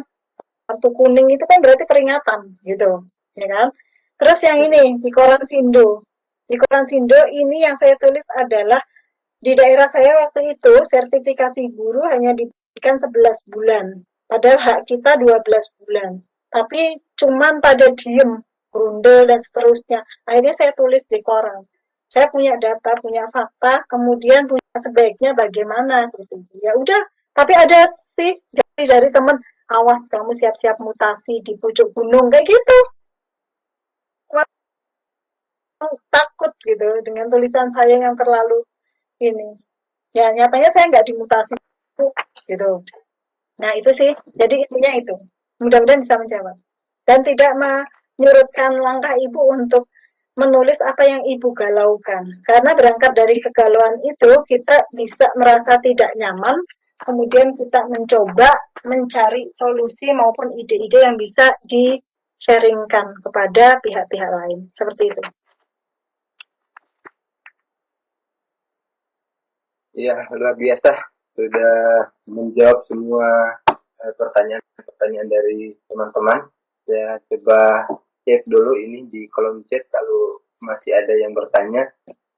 Mungkin bertanya. Ini, mohon izin ya, saya bacakan dulu ya.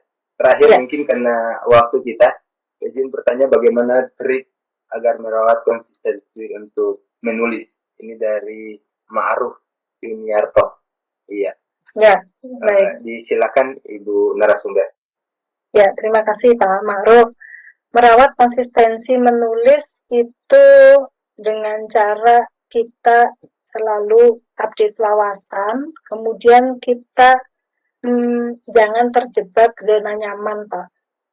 Ya, itu agak jauh ya. Intinya kalau kita nggak nyaman, kita merasa punya masalah, maka kita akan tergelitik untuk nulis. Itu. Tapi merawatnya adalah dengan membuat satu komitmen untuk diri sendiri. Dan bahkan ini yang satu membuat komitmen untuk diri sendiri bahwa saya harus sebulan sekali mempublikasikan tulisan saya. Entah itu di blog pribadi, entah itu di kalau di medsos saya kurang serak ya. Walaupun banyak juga sih komunitas-komunitas menulis bersama yang itu diakomodir dan dimanajerial dengan baik, itu juga nggak apa-apa karena itu juga satu wadah, silahkan, tapi yang penting tuntas gitu loh nulisnya, nggak cuman satu paragraf mengkritisi kemudian berhenti nggak ada apa-apanya, itu kan nggak bagus juga gitu ya. Bikin satu komitmen sendiri, kemudian yang kedua, Bapak Ibu silahkan membuat target gitu ya, membuat target mau misalnya nih, karena motivasi menulis beda-beda ya. Misalnya mau mencari poin. Misalnya mau mencari poin bahwa saya tahun ini, kan sekarang PAK tiap tahun ya, saya tahun ini harus punya angka kredit sebanyak 4. Makanya saya harus nulis gitu. Nulis gak cuma harus opini ya Pak ya, nulis kan banyak. Bapak Ibu bisa menulis esai budaya. Oh ya, mumpung ingat nih, tapi nanti habis menjawab pertanyaan Pak Nanang. Bedanya opini sama esai ya. Terus yang ketiga,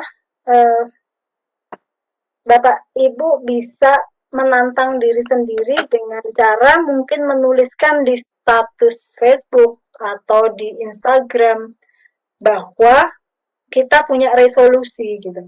Ya, biasanya resolusi kan ditulis orang-orang di awal tahun kayak gitu. tuliskan resolusi Bapak Ibu yang banyak orang lihat. Dari situ Bapak Ibu akan tertantang untuk memenuhinya. Karena kalau cuma janji pada diri sendiri, biasanya kalau tidak ditepati, kalau saya berjanji hari ini, besok saya tidak menepati, maka besok saya akan berjanji lagi gitu, terus kan. Itu Pak. Nah, kemudian kalau saya pribadi menjaga konsistensi menulis itu, saya punya target. Sebulan saya harus sekali dipublish di media. Seperti itu. Nah, target itu sudah menjadi sudah menjadi satu ciri khas saya. Ketika kok saya nggak pernah publish lama, saya pernah Pak 2 tahun itu vakum nulis loh Pak. 2017 sampai 2018 itu saya vakum menulis. Kenapa? Karena saya disibukkan oleh waktu itu menjadi instruktur keahlian ganda SMK itu. Habis itu saya mendampingi siswa-siswa exchange program ke luar negeri, yang itu beberapa kali dalam 2 tahun. Kemudian kebetulan nulis di penelitian ya, di Nobel itu ya, tapi nulis di korannya nggak ada. Banyak yang nanya Pak, itu menjadi satu komitmen tersendiri. Kok tulisannya nggak pernah nongol gitu. Itu kayak menjadi tantangan tersendiri, bahwa saya dikangenin teman-teman untuk menunjukkan tulisan-tulisan saya di media sosial. Karena setiap kali dipublish di media, saya pasti akan publish di medsos pribadi, di Instagram maupun di Facebook. Sehingga orang lain juga akan ikut membaca dan terinspirasi, harapannya seperti itu. Itu Pak Nanang, mudah-mudahan menjawab. Kemudian saya mudah-mudahan menjawab ya Pak Nanang, saya nambah tentang isai dan opini tadi. Bapak Ibu, kalau isai, jadi opini itu termasuk isai ya. Opini itu termasuk isai. Cuman kalau esai itu tidak ada tuntutan aktualnya. Jadi Bapak Ibu silakan menulis permasalahan apapun yang tidak harus dituntut dengan hot news hari ini atau minggu ini. Itu lebih nyaman. Bapak Ibu bisa cek di lomba-lomba esai, bahwa paling tema yang dia tentukan kan. Misalnya esai tentang pembelajaran jarak jauh. Ya udah, tulis aja tentang itu, yang mendominasi sama. Esai dan opini itu yang mendominasi adalah pendapat penulis. Bedanya kalau opini itu harus aktual, harus hot news. Kalau sudah basi nggak bakal dimuat. Contoh hot news nih Bapak Ibu. Sekarang Juni ya. Juni itu ada apa? Atau kemarin 1 Juni itu kan hari lahirnya Pancasila. Itu bisa dikejarkan menjadi satu topik tulisan. Bagaimana pendidikan karakter Pancasila murid-murid kita misalnya. Nah, itu satu masalah. Itu bisa ditulis. Itu cuman akan dimuatnya di 1 Juni, Pak. Bu. Kalau Bapak Ibu nulis tentang Pancasila, tentang isu-isu kepancasilaan di tanggal sekarang udah tanggal 11 Juni, nggak ada media yang mau muat. Kecuali blog pribadi, ya kan? Karena apa? Media-media itu kejar aktual, itu. Ya, oke. Terima kasih. Iya, luar biasa pemaparan materi pada malam hari ini, dan kami rasa masih banyak juga yang ingin bertanya. Ya. Tapi kami melihat seperti jam sekarang 21.58, kita konsisten dengan waktu pukul 20. Mungkin belum tadi. Ya. Dari bagaimana Bunda Eva? Tadi apa perbedaan isi sama opini kayak sepertinya belum? Oh, barusan saya jelaskan Pak. Udah. Ya. Barusan ini selesai ya. Iya. Iya. Terima kasih, dan tentunya kami mengingatkan kembali kepada seluruh peserta yang partisipan yang ada di room chat ini untuk bisa mengisi absensi yang ada di kolom chat. Dan baik, Bapak Ibu yang kami hormati, mungkin mohon maaf bisa Pak, sebentar Pak. Ya, sebentar, iya, ini ada, saya sempat baca sedikit dari chat peserta dari Pak Nanang. Ada satu pertanyaan yang mungkin harus saya jawab. Jadi opini itu harus ada solusi yang ditawarkan ya. Pertanyaan Pak Nanang saya ulangi. Jadi opini itu harus ada solusi yang ditawarkan ya. Gitu. Oke, Bapak Nanang bisa saya jawab. Tidak harus Pak. Bahkan solusi opini itu bisa berhenti di mengkritisi tapi dengan data dan fakta. Yang itu kita bisa gantung. Misalnya nih tentang apa ya? Itu kemarin kan yang di peraturan pemerintah yang sama sekali tidak menyebut pengawas ya, pengawas sekolah itu. Kita bisa bikin tulisan opini. Hadis pengawas pendidikan gitu. Mau kemana pengawas pendidikan kita. Nah, itu bisa menjadi satu tulisan thread bahwa pengawas itu fungsinya gini ya. Terus kita mengkritisi kok di peraturan pemerintah tidak ada lagi disebut itu harusnya bagaimana dan seterusnya. Enggak. Jadi kita bisa membuka satu fenomena tersendiri.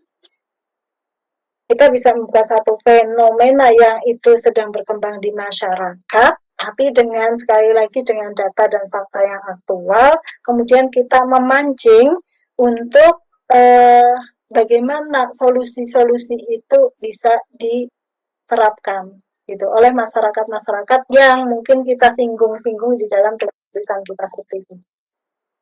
Ada contoh sebenarnya ya. Nanti bisa saya share sih contoh-contoh tulisan saya ke teman-teman peserta. Ya. Iya. Alhamdulillah. Ada juga yang mau tanya nomor handphone, saya bisa. Oh iya. Bisa juga. Itu nanti kami sampaikan di room chat. Insyaallah. Ya, sebentar. Oke, baik. Bapak Ibu penggiat literasi hebat Nusantara. Mohon izin mungkin beberapa menit ke depan Ibu narasumber bisa memberikan closing statement di kegiatan pada malam hari ini. Ya. Silakan. Closing statement saya singkat saja. Jika ingin mengenal dunia, membacalah. Jika ingin dikenal dunia, menulislah. Itu aja, Pak. Terima kasih buat Bapak Ibu hebat semuanya. Iya, luar biasa.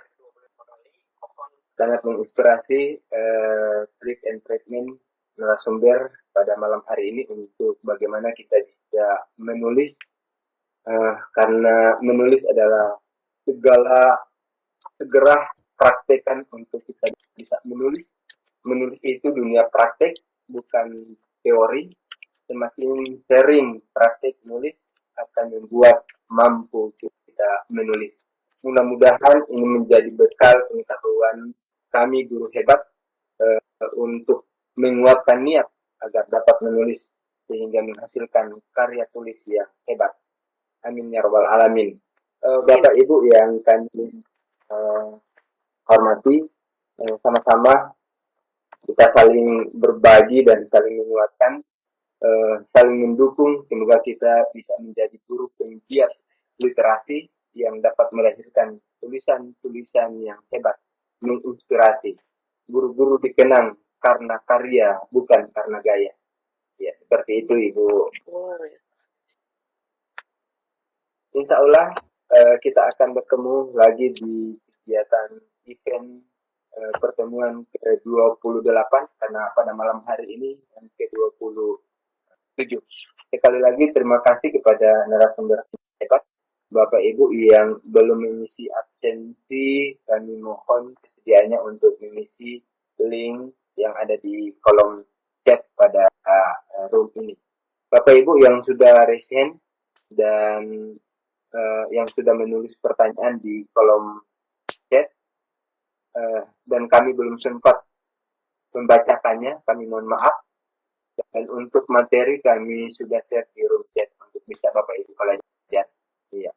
Terima kasih pada Bapak Ibu panitia yang lainnya, mohon maaf tidak dapat kami sebut satu persatu yang sudah membuat flyer, membuat narasi, membuat absensi online, merekam kegiatan pada malam hari ini. Pada para sahabat penggiat literasi, sultra cerdas, Gelora Jatim, RBB, Biologi Berbagi, Kelor, Sulawesi Tengah, dan yang tergabung pada Sadar. Kami mengucapkan banyak-banyak terima kasih untuk kebersamaannya di event pada malam hari ini. Insya Allah kita akan bertemu lagi di event Sikon yang ke-28. Jangan lupa mengisi absen online untuk mendapatkan sertifikat dari panitia World Smart. Iya.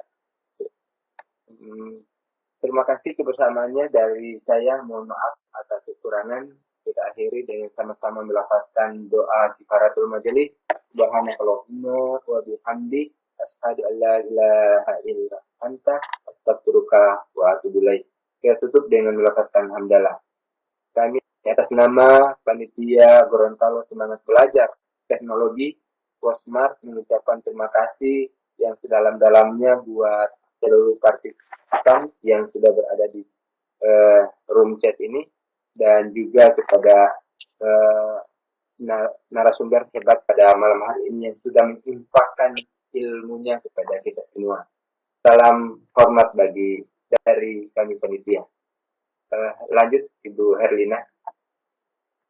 Terima kasih. Ditutup dulu Pak.